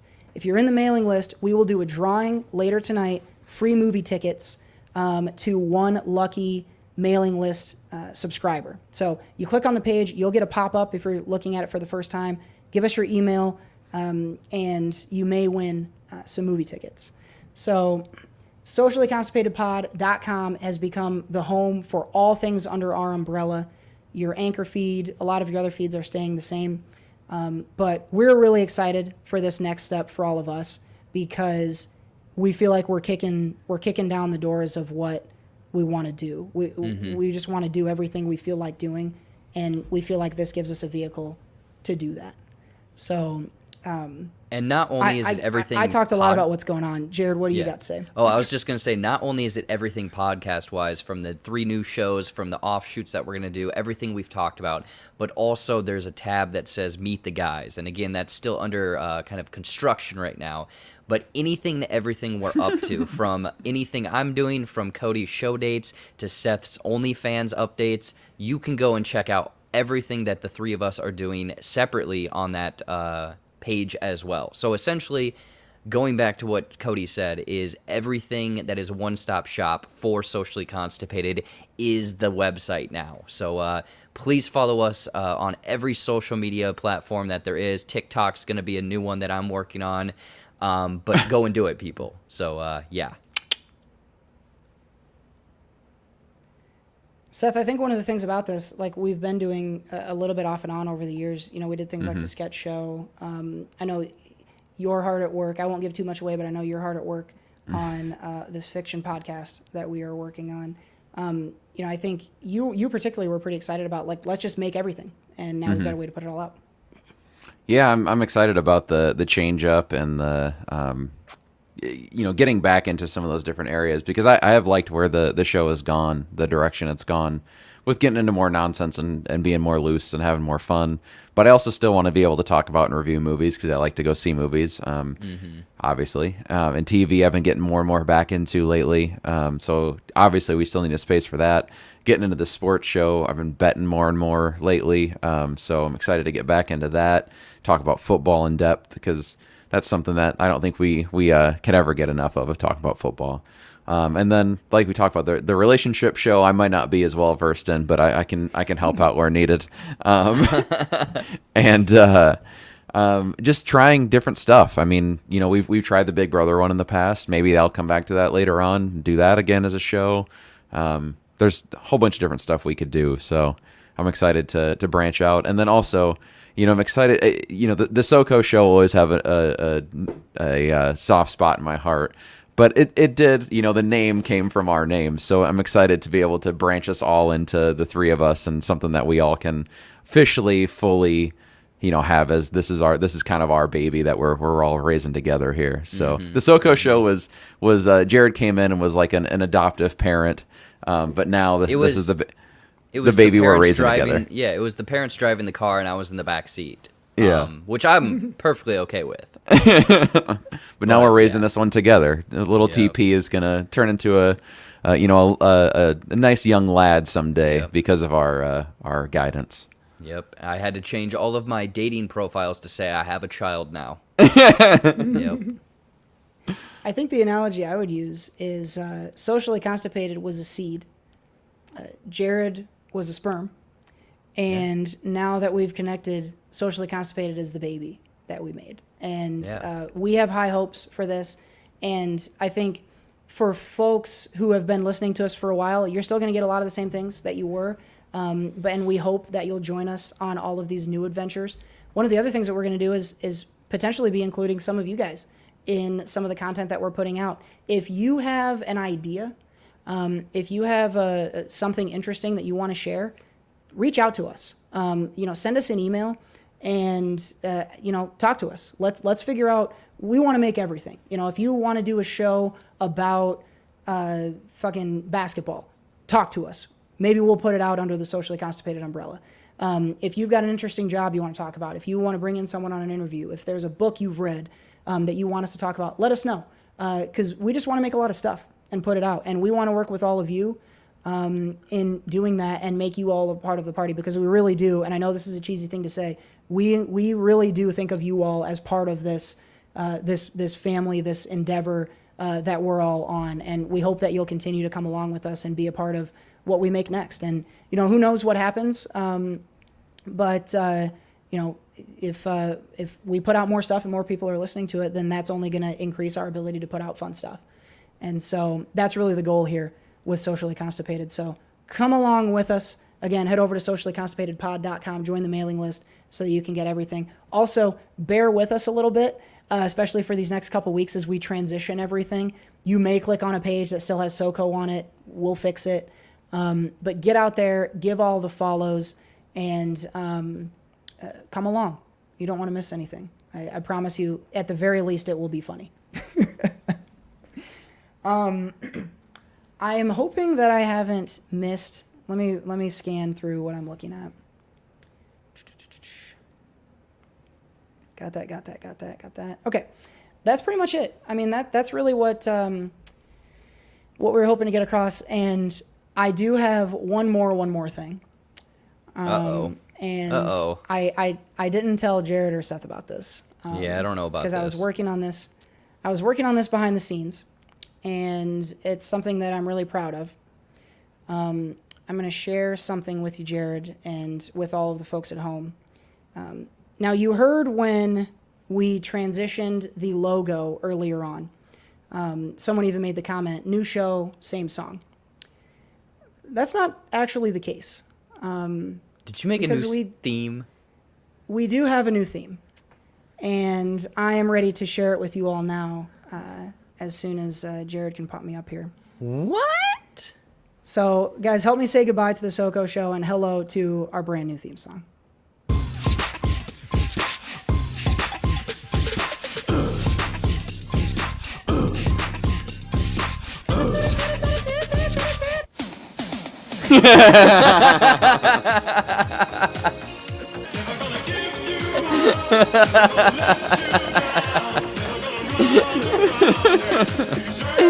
Oh my god. That's gonna get a YouTube strike. You better turn that off.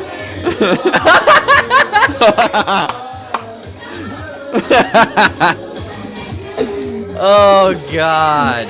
God, where was that? I don't know. Is that in Bend? That was in Bend, wasn't it? This is in Bend. Never gonna give you up. Oh my god. Wow. So there is the new theme. I thought you actually did some like music engineering or something to get a new song, but you got us. I got you. Oh man. You never seen a Rickroll get Rickrolled. And No, That's true. No, that you Rickceptioned us. I will say I forgot all about that video that existed. I found it like last week, and I was like, that is a thing that needs to happen. We do the theme is going to stay the same, at least for now. So that's kind of a psych moment, but hope you guys enjoyed that video. I know I did. That's I funny. There is like a 2.5-minute version of those guys singing, and it will be posted. I will tell you guys that now. So keep an eye out for that. Oh, I heard the website's going to be down for a little bit. So oh no, we didn't pay our bills. Oh no. Yeah. Well, we'll get it fixed. Don't worry. It's getting. No, I just wanted to thank you two guys. Obviously, you guys know the effort that it takes and the commitment that it takes for us to talk literally every week. We get together for a couple of hours to catch up and to chat, and it always goes long. And especially since I'm out here in Oregon, away from everybody, it's really, really great. Even if we weren't recording this and putting it out and having people listening, it's important time for me. So thank you guys for staying on this ship, and I am excited to see where it goes next. But even if we had to stop doing it tomorrow, these 4 years of doing this have been so awesome. And great that folks are listening, but even if not, it's good to have you guys on board with this thing. Agreed. I can't believe it's been fucking 4 years. That's insane. But no, it's interesting after like when you had left to go out to Bend. Again, like we've talked about before, it was like an obvious thing that we were gonna one way or another keep doing this, and then obviously Jared joining in has been even better of an addition in terms of just our weekly laughter. All back in the day when we'd have Jared on as a guest, those were always the episodes we would laugh the most. And so having, being able to do that weekly and, like you said, catching up. Like, when you were here this weekend, it didn't even feel like, like forever, Right. I mean, yes, obviously it was cool to see each other and talk in person, but, we don't sit there and catch up. We sit there and just, bullshit, which is the fun part. So, yeah. And the thing is, I mean, from my standpoint, again, thank you so much for including me, because it's one of those things like, can I come play? Can I? Hey. And obviously this last year was kind of a hiccup. No one knew what the hell was going on, and without that, I don't think this would have ever happened to get the trio, the threesome going and whatnot. Yeah. But also a peek behind the curtain, people might not know. We are on call. Like, the podcast is 2 hours. We're talking for about 5 hours. So there's this, like, hey, 7 o'clock and on, my night is booked with these chums. We talk longer than we record, so it's good stuff. So thank you for both including me, because I know that you guys are in a bromance and you've wanted to make it a throuple. So thank you. Yep. It is a full throuple at this point. So Kyle making a good point in the comments. Kyle met Jared for the first time this last weekend, and he said more than once, I feel like I already know the guy. And so, especially for those of you guys out there who are friends outside of the podcast, it's really cool that you guys are listening and staying in touch with what we're doing. It is a little bit one-sided though, so you got to tell us what you're up to also. I had a couple conversations where I was like, here's this thing that happened. And they're like, yeah, you talked about it on the podcast. Yeah. Just like when you meet people now, just talk at us, because you already know everything we're doing. Yeah. So there's a lot to unpack there. What I would say is keep an eye out on the socials. If you're listening right now, sociallyconstipatedpod.com. Head on over there, join the mailing list. You could win some movie tickets, but what I guarantee you will get is up-to-the-date information on everything that's happening with the SOCO Show, and there's going to be a lot of it. So you don't want to miss that. Thank you guys all for not only listening to these first 200, but for what comes next. We hope you're as excited as we are. So SOCO Show becomes socially constipated, and that's it for one more thing. But I'm down to one more. You guys gotta do it with, you guys gotta do it with me this time. That's gonna do it.